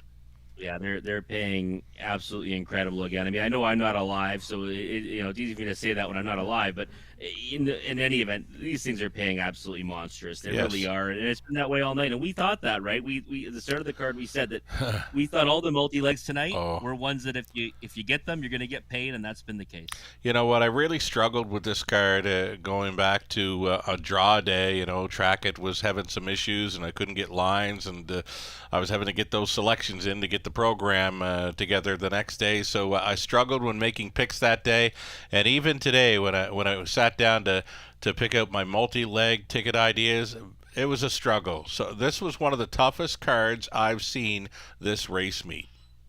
Yeah, a lot of competitive races, and hey, listen, I felt the same pain when Trackett was down. We rely on it so much, and it's such a valuable handicapping tool. But yeah, no, when you asked me to do the show tonight, I obviously started early on the weekend to try to hammer down at this card, and sure, I'll be honest, I'll kind of do a double take and triple take at quite a few races because very competitive dashes, and then of course as we then see the card happening live, things change based on track condition, bias, and then maybe a lack thereof of bias. So right, it's just going to be a great finale. It's been a mixed bag all night for the weather. I mean, it appears to be cooling off somewhat now. The flags are still flying out there, so we're still getting that heavy wind.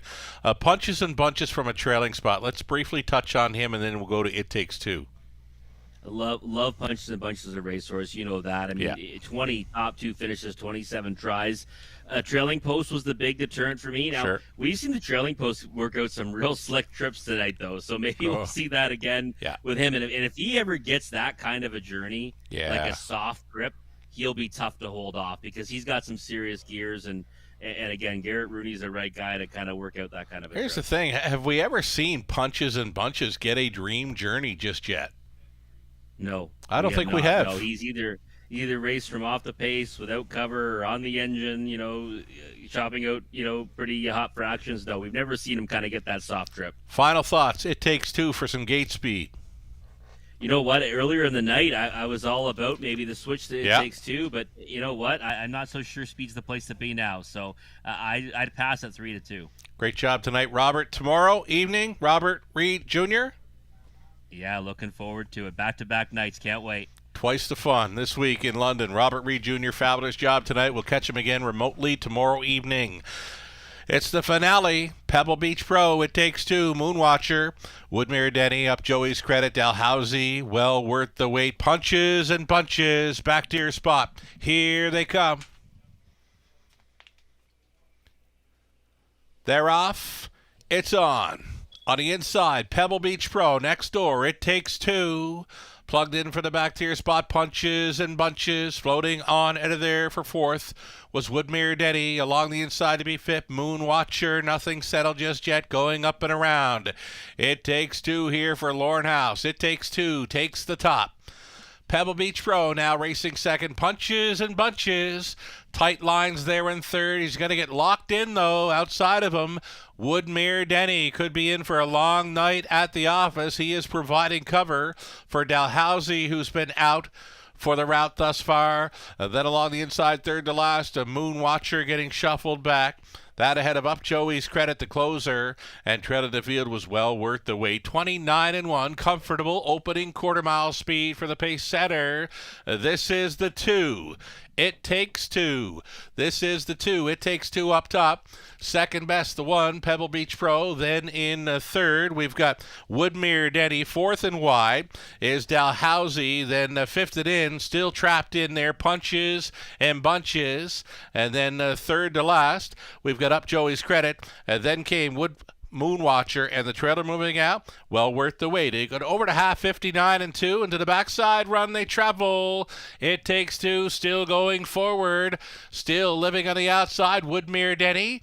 Third and in, Pebble Beach Pro appears to have horse at 25-1. Three wide side, there goes Dalhousie at 6-5, and still a locked and blocked fifth for Punches and Bunches. Out of the backfield travels Up Joey's Credit, just over an eighth left to go. It takes two, brings them on home. Pebble Beach Pro has getting a great journey there in second. Coming after, it takes two. It takes two, Pebble Beach Pro! It takes two by a head.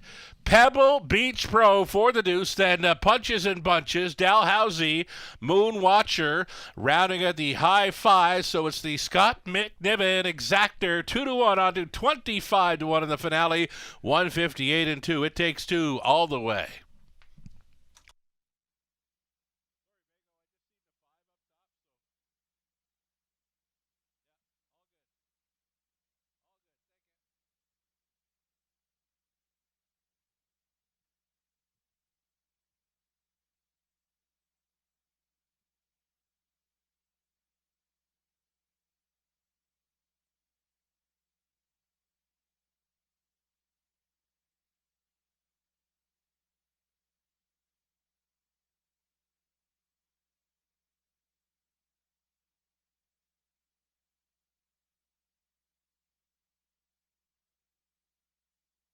That's the two. It takes two on top at 2-1, winning over the long shot. Pebble Beach Pro at 25-1. Then the 8, Punches and Bunches. 6, Dalhousie, and the 3, Moon Watcher, rounding out the high five. 2, 1, 8, 6, and 3. Unofficial.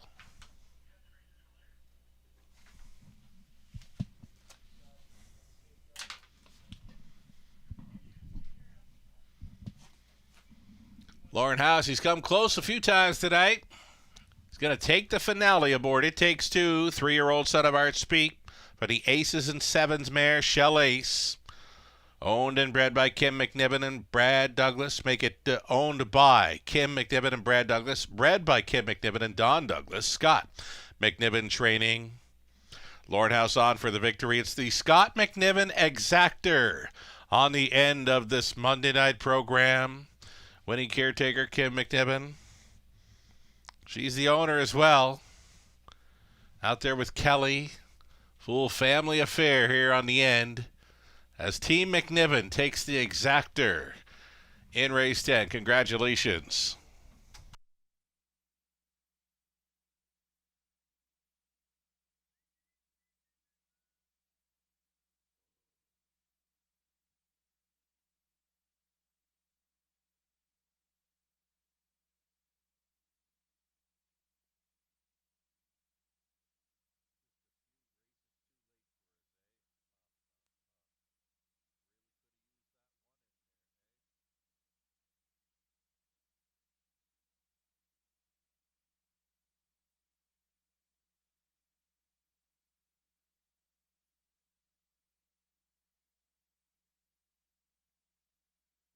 Going official here in race number 10. It was $6.60 on a win price for It Takes Two. The Scott McNiven Exactor, $50.80. Dollar Try, $147.20. The High Five, 20 center, $224.60. Pick 3, 20 center, $79.53. Dollar Pick 4, $2,623.55. Pick 5, this is a 20-cent ticket, $2,856.01. Late double, pair of twos, 67 even. The official rundown for race 10, Pebble Beach Pro was second.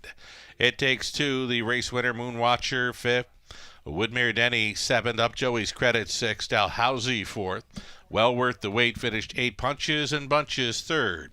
29-1, 59-2, 128-3. The mile, 158-2. It Takes Two. Pretty much all the way there in the finale. Top down at 2-1, 5, 7, 6. 4, 8, and 3.